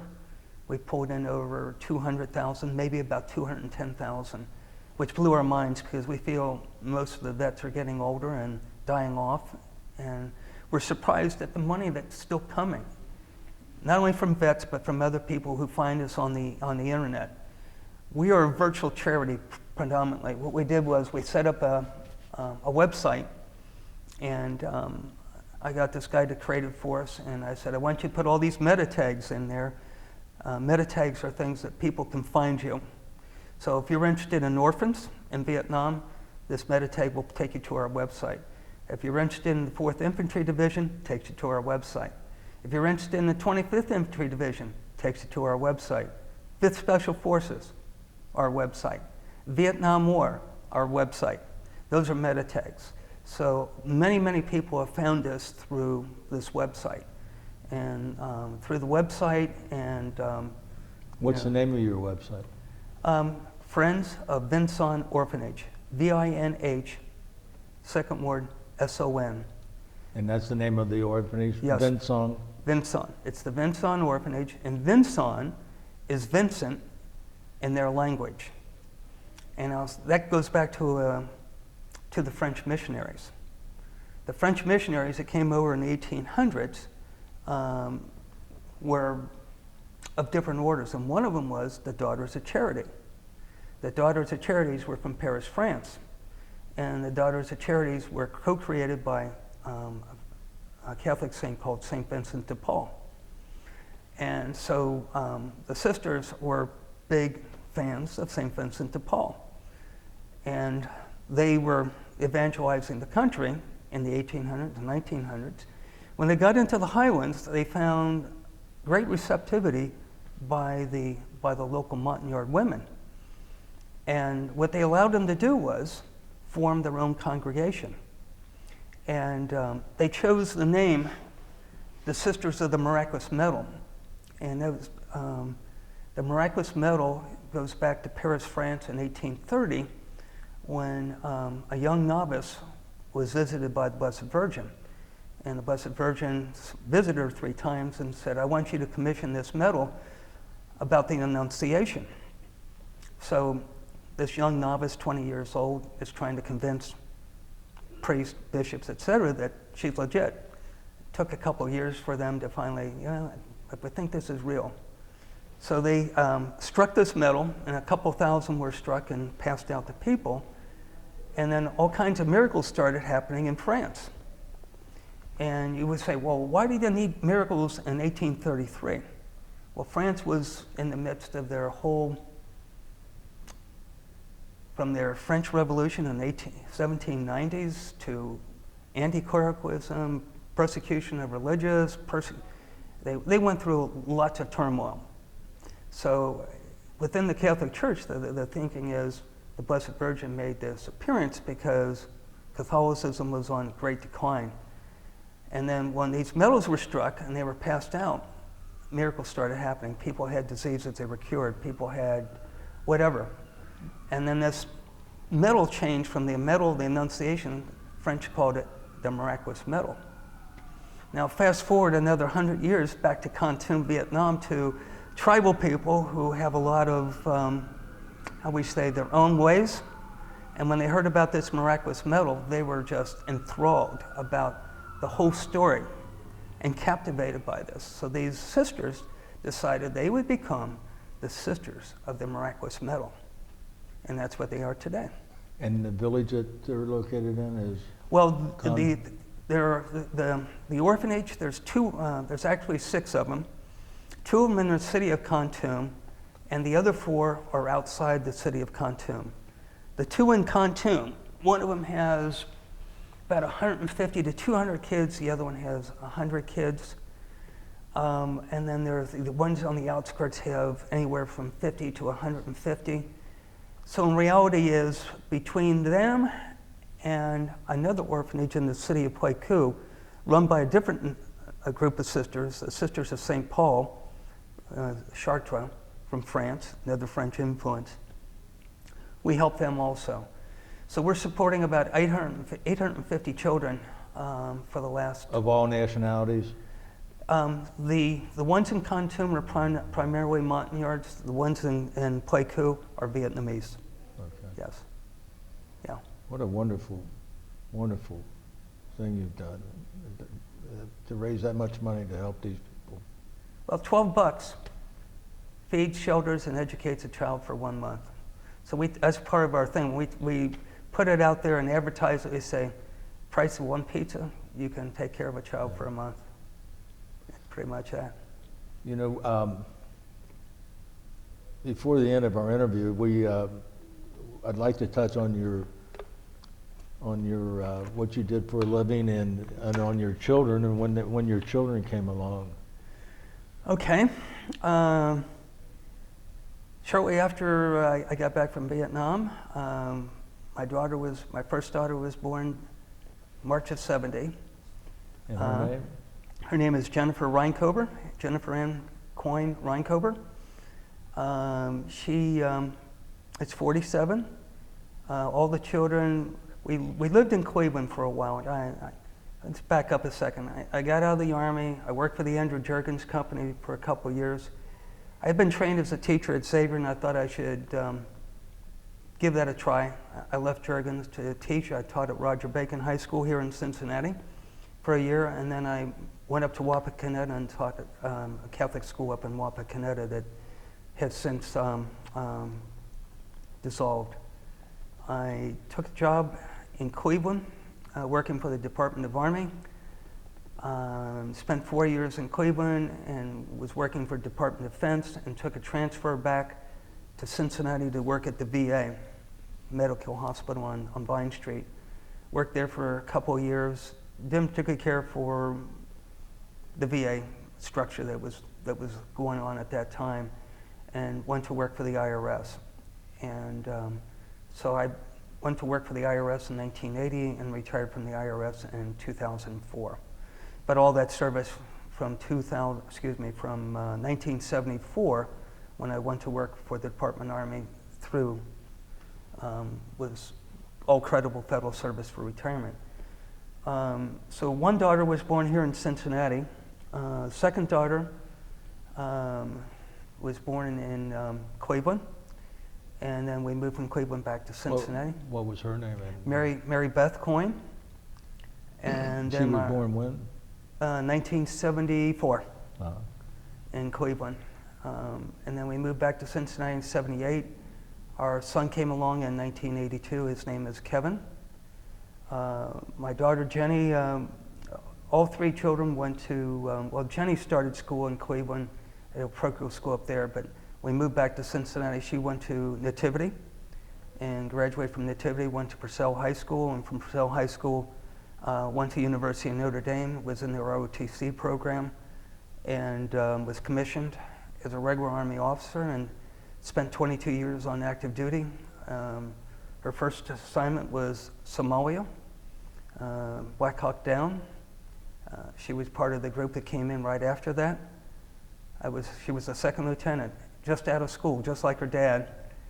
Just fresh out of school, left Christmas Eve to go to Somalia. 1992. And from there, she had an extensive career in the Army that took her all over the world. It took her to Antarctica, Saudi Arabia. She served in Iraq 17 months. She served 2 years in Korea, retired as a full colonel. Second daughter, Mary Beth, went to Nativity Grade School, Purcell High School, and went to Cornell and studied architecture, and she's an architect, and currently lives and works as an architect in San Francisco. My son Kevin went to Nativity, went to Purcell, did more associate degree work, did some work at UC, and graduated from Gateway College in law enforcement, and currently works for a Toyota dealership in Austin, Texas. Ah. My wife, Pat,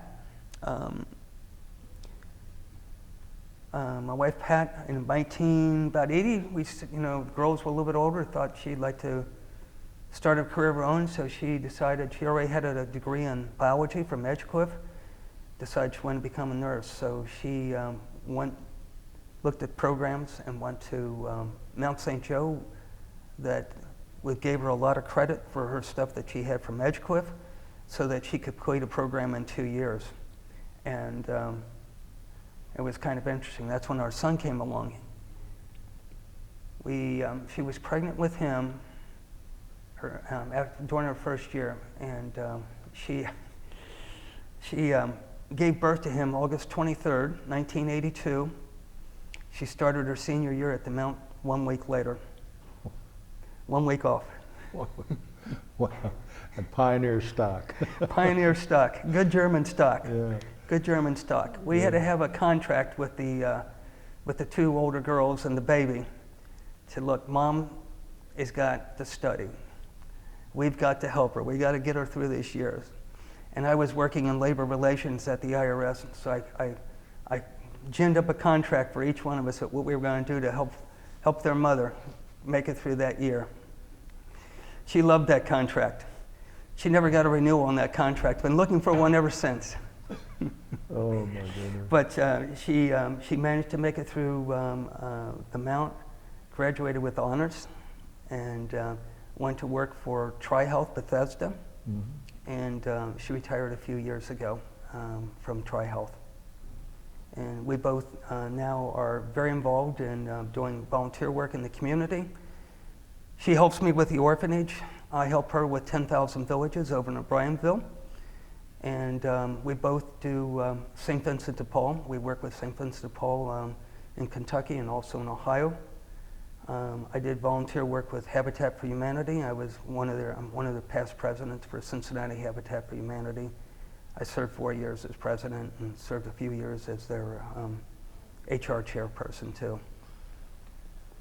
You've had it sounds like a very fulfilling life of service to mankind and your fellow man. I don't know about that, but we Well, try to serve. We believe in the concept of service.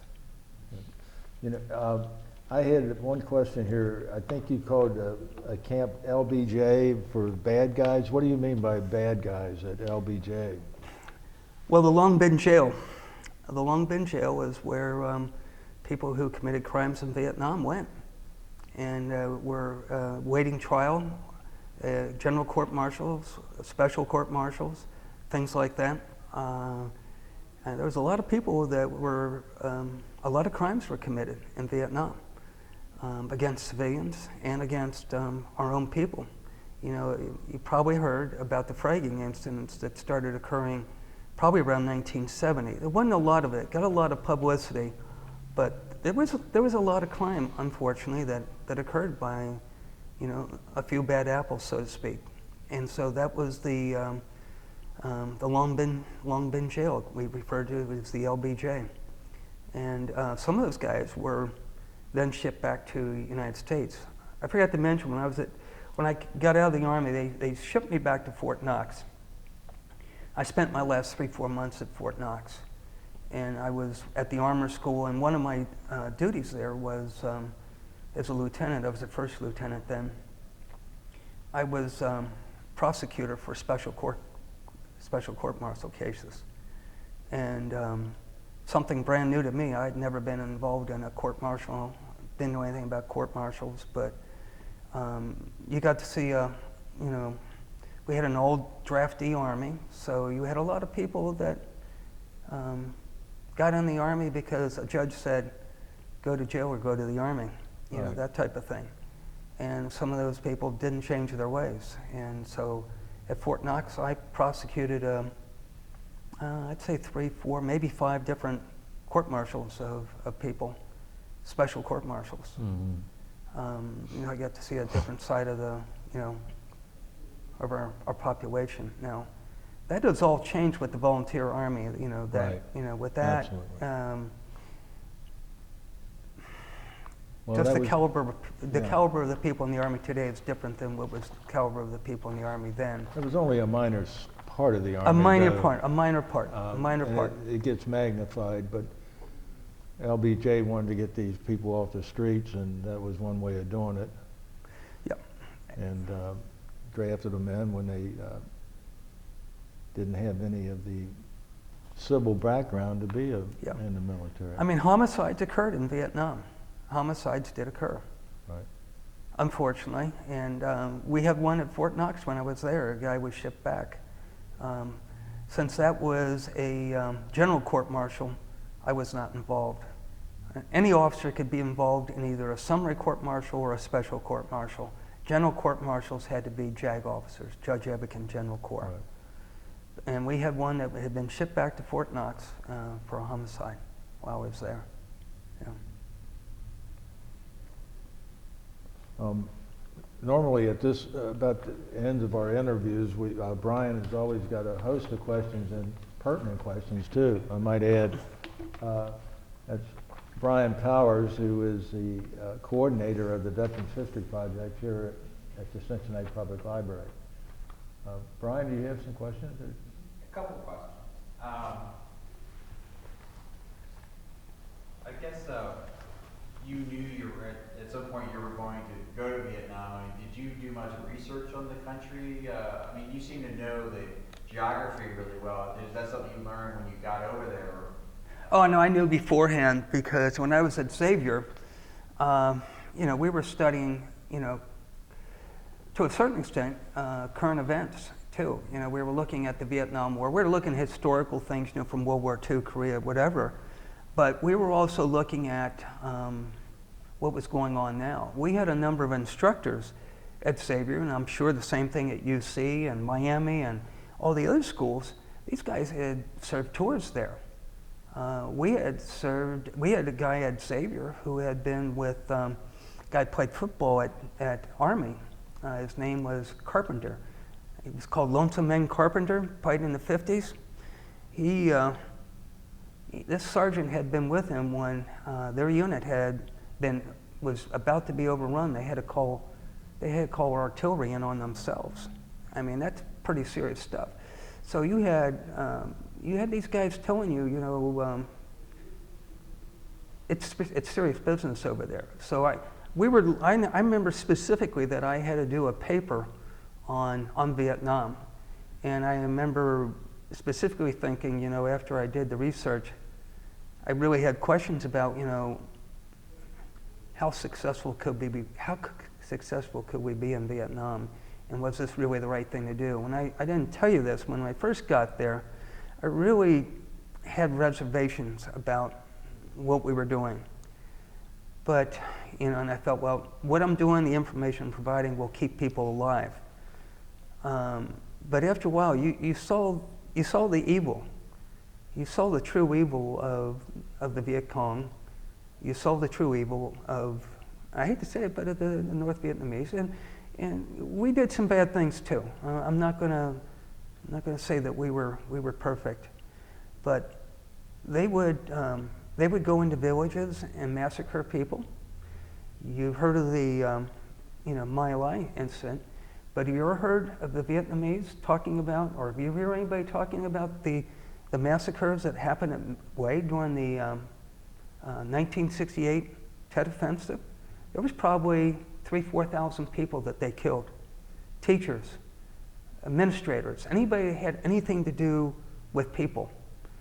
And we get a chance to see where some of those people were buried on my first trip going back. It was on the QT. And they went in and did a number on those people in Hue. Thousands. And that wasn't the only place that occurred. That occurred other places, but in smaller scales. Like My Lai was terrible. But they had their own My Lais where they went around and would kill 300-400 people at a crack. You don't hear about that. I saw it. I read about it. It would be in our, what we called our DISUMs, Division Information Summary, Intelligence Summaries. We would have the information on what happened throughout the country. So I was reading on a daily basis what was going on. So I was informed. I was informed. And I became a hawk after a short period of time. I went over as somewhat of a dove, but I was a hawk after a period of time. Did you ever see any prisoners of war or any of that when you were there? Did you ever encounters or see any of them? We mean the North Vietnamese prisoner of war? Yeah. Yes, we had a prisoner of war camp at Con Tum, and I saw some of them. I didn't interact with them because that was the other side of intelligence. The people who did the interrogations, the people who would follow up on leads and things like that. That used to really irritate them. I didn't tell you that because we could know everything they were doing, but they were not allowed to do anything we were doing as far as electronic intelligence. We were top secret. It's only been declassified, in recent time that, you could even talk about this. You can go on websites and find out. If you go in and put in ASA or put in 509th Radio Research Group, you'll find a host of information about, what we did and how we did it. So yes, I was informed, and Xavier did a pretty good job, the instructors over there. And we went to ROTC summer camp. A lot of those guys were very much veterans of the Vietnam War. And they were trying to teach us and tell us, what to expect. When I went to the infantry school, that's all we heard. It got to the point that, first day in class, infantry officers basic home, they said, look at the person to your left and look at the person to your right. One of you is going to be dead in 2 years. One of you is not coming back. I looked at the guy to the right and I said, I'm sorry, but I'm intelligence. That's not good news for you. I arrived in Vietnam before all of my infantry friends. I ran into a number of them over there. Some of them were with the 4th Infantry Division. I was going to ask if you ever ran into anyone you knew. Funny thing, that was amazing. You run into these guys and I could tell them put their time in because I'd already been in country 3-4 months before they got there. So I was a vet by the time they got there. So we had some laughs about it. But one of the funniest things was I was on a chopper someplace and I got off the chopper, and you always run around the front of the chopper. You don't want to get near the propeller at the back. And I run around the front and I see somebody waving at me. Look down. Oh my God. Look down. It's the guy I went from Xavier with, and he was a pilot.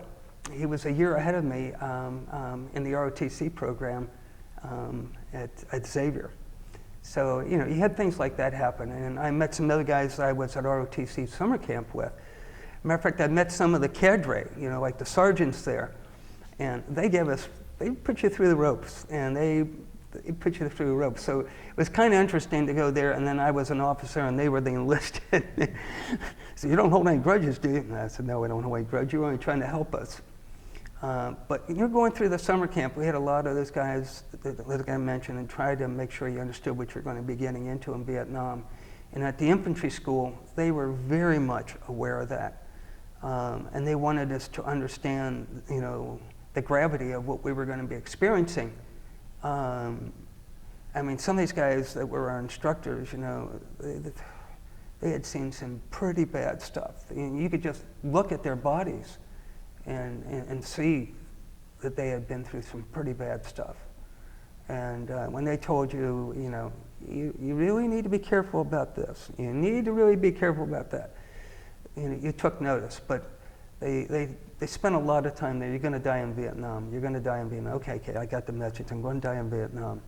I think that's why I asked my wife to marry me. I'm going to die in Vietnam. Do you want to get married?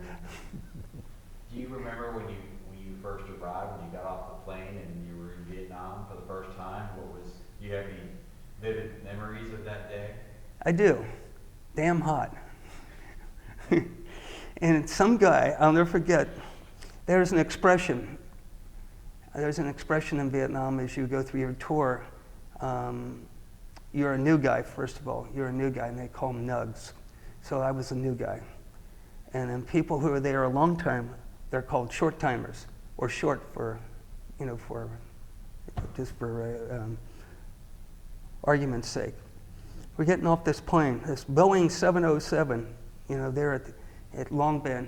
I'm stepping off the plane, experiencing this godly hot, oppressive heat, humidity. This guy must have been on his second or third tour, and he's walking off the plane, and he says, "Short." Talk about your weird sense of humor. I'm looking, what are you talking about? I had no idea what a short timer was at that point. But I learned real quickly, because first thing they said, put your time in, Nug. Put your time in, Nug. And it's one of the things you never did. You never looked at the calendar when you were in Vietnam. Never looked. You didn't want to know. Didn't want to know until you got maybe within about 90, 120 days. And then you had your jokes about how short you were. I am so short that I need a stepladder to get up over the curb, or to get into my, sleeping bag. You know, it was always the short timer, the short jokes. What Yeah. were some of the things that you would do, like on your off time when you weren't doing your duties? Were you guys sit around playing cards, or what were some of the things that you would do? Funny story, I forgot about that. Yeah, there was a lot of card playing. I didn't do a lot of it, but some guys, they played cards like crazy. We were at the Oasis. It was the middle of the monsoon. Oh, oppressive. And we had these guys sitting over in a tent. It was the MI people sitting over there in a tent, and they were playing cards. And we were over in our tent. It was raining like you couldn't believe. And then all of a sudden, we hear, my guys were doing, we also did what we call communication security. We listened in on our own people too, to make sure they weren't giving away information, like, you know, saying, hey, our friendly location is, you know, Yankee Bravo 469-543. You don't do that. And so we had to listen. We had communication security as another one of our missions. So one of my guys was sitting there listening. He's recording all this. And all of a sudden we hear some guy say, hey, I'm stuck outside the wire here. I need to come in. What do you mean you need to come in? This guy said he supposedly had been outside the wire, and he was guarding the garbage dump. We had a garbage dump, you know, maybe about 500 kilometers from the base, so it didn't stink so bad, you know, where we were staying. And yeah, I've been out here, and I want to get back in. And my guy says, wait a minute. How do you know that's not a North Vietnamese? He goes, we go running over and we talk to the brigade, you know, he says, wait a minute, you need to check this out. And this began a farce. It was a whole night of farce. And what we think we had was, we had one of our long-range patrol guys who was bored stiff, hadn't been doing anything for the longest time, playing around on his radio, and was pretending to be someone outside the wire. And at the same time, all of a sudden, tear gas started going off left and right. Who? Tear gas. Oh. You know, chlorine gas was going off left and right inside our compound. What the heck is going on here? So people started getting excited about, do we have somebody trying to, you know, come within the wire? You know, did we have a breach in the wire? So we all grab our weapons. I had some non-GI equipment. Let me put it that way. I had a raincoat that was made by the Vietnamese, and it was not GI issue. And I grabbed my gas mask. I had my gas mask on, and I had this thing, and I had my weapon, and I ran up to our combo van, and I flipped open the door, and I was like, this guy couldn't hear me. He thought I was an MVA that came through the wire. I'm short. I'm wearing Vietnamese garb. He said, Lieutenant Coyne, you don't know how close you came to being blown away. I didn't have a gun, otherwise I would have shot you. Now look around, there were the guys over in the playing cards. They're playing cards with their gas mask on. That kind of stuff happened left and right. We had a lot of funny stuff happen, you know, that just weird stuff would happen when you're totally bored. And nothing ever happened. It was a false alarm, but it did create a little bit of a scene, if you want to say. And we had people getting reamed out the next day. Pretty good. There was a lot of off-the-wall stuff that happened. You know, you would find out that we'd be up at Dak To, and they had a little PX at Camp Inari, which is, like I said, you know, 90, 100 kilometers away. And they would say, hey, we got beer today. If you guys hurry down here, you could probably get some beer. So we would send a truck and get on a convoy and go back to Camp Inari and pick up a pallet of beer and bring it back to Dak To, because you never knew when you're ever going to get a soda or a beer or toilet paper. Toilet paper was a rare commodity, let me tell you. It was a rare commodity. Spark plugs were a rare commodity. We had all kinds of weird stuff that happened. Yeah. Did you keep in touch with any of those guys? Yes. I'm in touch with about a half dozen of the guys. We were at the detachment at Dak To. I went to the one guy's wedding, his second wedding. His second wife invited us to come. This was after 9/11. It was right after 9/11, come to think about it. And he was down in Virginia. He was my sergeant. And we'd been talking on the phone. I hadn't seen him since the war. And he said he was getting married. And I said, oh, that's great, Pat. That's good to hear. I'm glad to hear it and all this good stuff. And his fiancée got a hold of me and said, it would really be nice if you could come down for the wedding. He would really love that. And so I talked to my wife, Pat, and I said, well, my daughter was stationed in D.C., the one in the Army. She's stationed in D.C. We'll just kind of combine it. We'll just, you know, we'll go down there for the wedding and then we'll drive up to see the kids. And she said, fine, and we did. And I showed up at the wedding, and he didn't recognize me. It had just been too long. He recognized the voice. He knew my voice because we'd been talking on the phone. And he worked for AT&T. And so we went to the wedding, and he was a character. This guy was a real character. I mean, he was from Southern Virginia. He could do anything with his hands. Anything with his hands. He was really good with his hands. And we were the unknowns at the wedding, and they had us all at the table. He put me at the table with the AT&T people. And I said, well, if you're like me, I bet you got a Pat Dunn story. His name was Pat Dunn. And they said, yeah. He said, we all got a story to tell about this guy. I said, let's go around the table and tell our stories and see who's got the best story. So they went around the table, and there was about 6 of us, 6 guys that worked with him. They all told their story, and there was one funnier than the other. And I said, well, let's see if you can top this. This was after we were pulling back from Coyne, and we were at LZ Blackhawk. And before we left, and it was a very primitive camp, very, very primitive. I can't tell you how primitive it was. It was primitive. So anyway, we would burn our feces. That's one thing you had to do. You burn your feces, and what you did was you'd pour diesel fuel into the can, and then you'd maybe get a piece of newspaper and, you know, light it and hold it there, and then you'd stir the honeydew pot, you know. And you do this everywhere you went. We did this at Dak To, we did this at Khartoum, and we take our times. You know, everybody took the time. Officer listed, didn't make any difference. I made sure that everybody took their turn. He was a pyromaniac. It's the only way I can put it.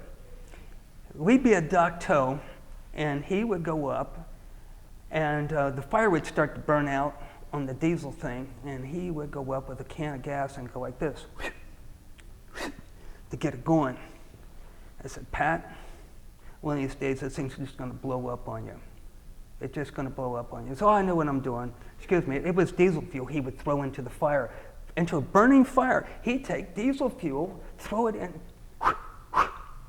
into a burning fire. So we're down at LZ Blackhawk. His turn to burn the ship. And he's out there and he's got it going, and it's starting to go down, and it's going down. And he wants to do his again. He grabs a can of diesel fuel, so he thinks. He goes up like this. It was MoGas. The whole thing exploded. I mean, there was shit everywhere. It started a fire, and we were in it was grass. It was the dry season. We had this fire that was raging throughout the compound. I mean, it was going from here beyond outside the thing there. We're trying to put out the fire. Fortunately, he had his sunglasses on. Otherwise, I think he would have been blind. It burnt his eyebrows off. I looked at him and I said, after it was all over, I said, I told you so. They loved that story. I said, sounds like him. Well, I have two more questions. One of the questions, you've been back to Vietnam several times since you were... 4 times, yeah. So, I mean, this is general, but what changes have you seen in the country since... Night and day, night and day. The population has increased substantially. Kontum was a very small town. Pleiku was a very small town. Pleiku's probably 300, maybe 500,000 people now. The cities are very modernized, with super skyscrapers. Real estate rivals in Saigon and Hanoi with San Francisco. You get out into the country, it's very different. But they've made tremendous changes in how they approached their whole economic system. It wasn't working, and they instituted a program, I think it's called Do Moi, which means loosening up, let private individuals, run the show. And entrepreneurship, P&G is there, Nike's there, industry's there. It is, I told you earlier in the Trang, we knew it was going to be a tourist spot. It is. Beautiful beaches, a lot of beautiful beaches throughout Vietnam. You got to think of Vietnam as like California. Northern California, cold. Southern California, very warm. It's about 1,000 miles in length, so it's longer than California, but they have the vast temperature changes. Saigon is very loose in how they operate. Hanoi is more, stricter control. The communists run the government. No two ways about that. Some of our people have been denied visas from time to time. What they don't understand, they fear, and what they fear, they deal with strictly. A couple of our guys have had visas denied. Matter of fact, he wants to go see this one child that he's been supporting since she's 3 years old, and she's graduating from high school. And they approved the visa for his wife and 2 daughters and denied his visa. And they denied it a few years ago. They saw him as a threat for whatever reason. And they did that to one of our other members, and he was blackballed for a couple of years. It's strange, we would go in a group on a bus. They would follow us. One time they stopped the bus and issued a citation. And in Vietnam, if you're a bus driver, a truck driver, if you get 3 citations, you lose your license for a lifetime. Wow. Yes. So what do? you pay off the guy that gave you the ticket. And we had to take up a collection of about $250 US money, which would have been this guy's probably about half a year's salary, and pay off the trooper. As our guide told us, he said, the richest people in Vietnam are the highway patrolmen. And it's true, it's true.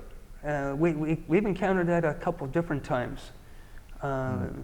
They followed us, just to make sure, but in the last couple years, they've been a little bit more relaxed about it, but it just blew my mind when this was just a couple weeks ago, they denied this visa for this guy who wanted to go back. I thought we were past that. In 2001, they shut down the Central Highlands because the Montagnards, they had a protest. Nothing violent, but it was a demonstration, and they shut it down for 6 months. No Westerner could get into the Highlands for 6 months. They did it again in 2004. So what they fear, they deal with strictly, quickly, and sometimes violently. Is there did you see much damage left from the war? Is any of that still visible? Pretty much gone. You could see some still in 2003. My last trip in 2013, I really didn't see anything. We'll tell you this, think about our Civil War in this country. We had a healing period. I mean, it took a long time, but the vets got together early on. If you look at our history, you'll see where vets got together, at Gettysburg. They had a reunion. They had other reunions. There has not been any forgiveness in Vietnam. One quick story on that is we were going to Saigon, going past Saigon, and the guy told me, he said, see that over there, that cemetery? He said, yeah. He said, that will be gone. That's a South Vietnamese soldier cemetery. That cemetery will be gone. They have notified the families, you have 2-3 weeks to exhume the bodies and move them if you so desire, because we're going to put a factory in there. And they did. And they did. So they have not forgiven themselves. If you look at some of the literature and the writings, the people that were killed after the war in the re-education camps, I don't know if you heard about the re-education camps, but some of the figures put it at around 80,000 that have been killed in the re-education camps. How many? 80,000. 80,000. 80,000.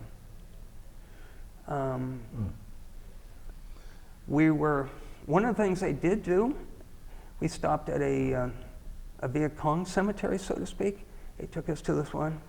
And one of the things they promised these men, they had very good records. They said, if you were killed as a Viet Cong or serving in the South Vietnamese, serving in South Vietnam to liberate from the Americans and from the puppet government, we will ensure that you will be remembered. And there was this one cemetery they took us to, was basically a cemetery with markers, but no bodies. But it had the inscription of individual Viet Cong soldiers that had been killed throughout the war. Yeah. But unfortunately, there has been no healing. And that is probably one of the saddest things. I went to a wedding over there one time, and this was in '03, and their the South Vietnamese soldiers are pariahs, and they would look to talk to an American if he came, and we saw this. We saw this many times. I saw one of the guides that we work within Kontum, he had been in a re-education camp for 2 or 3 years. And they did mock executions in the re-education camp. He faced a firing squad 2 or 3 times. And the people that did that still live within the city of Kontum.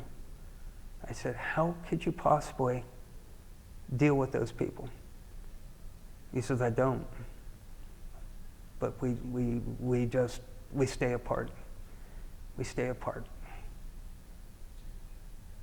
Well, I just got one last question. What advice did you give your daughter when she was considering doing a military career? I was in favor of it. I said, Jenny, I said, you apply for the scholarship. It's good for any school in the country.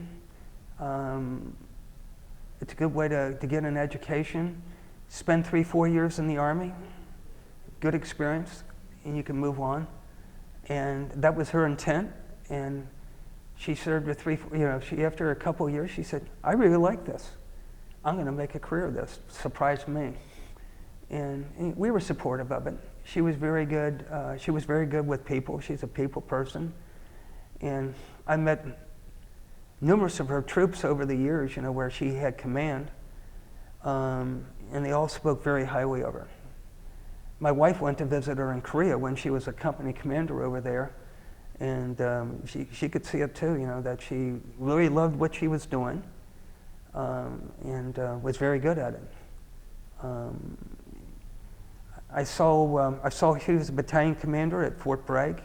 She was a commander of an airborne battalion. Wow.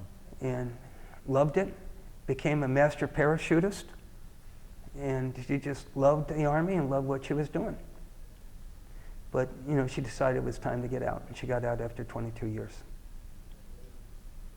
Well, thank you. Thanks for your... Yeah. Well, I guess this concludes our interview, but I wanted to take this time to personally thank you on behalf of the Veterans History Project Well, thank you. for the interview and for your service to our country. Well, thank you very much. Thank you. Great talking to both of you. Yes. Brian, you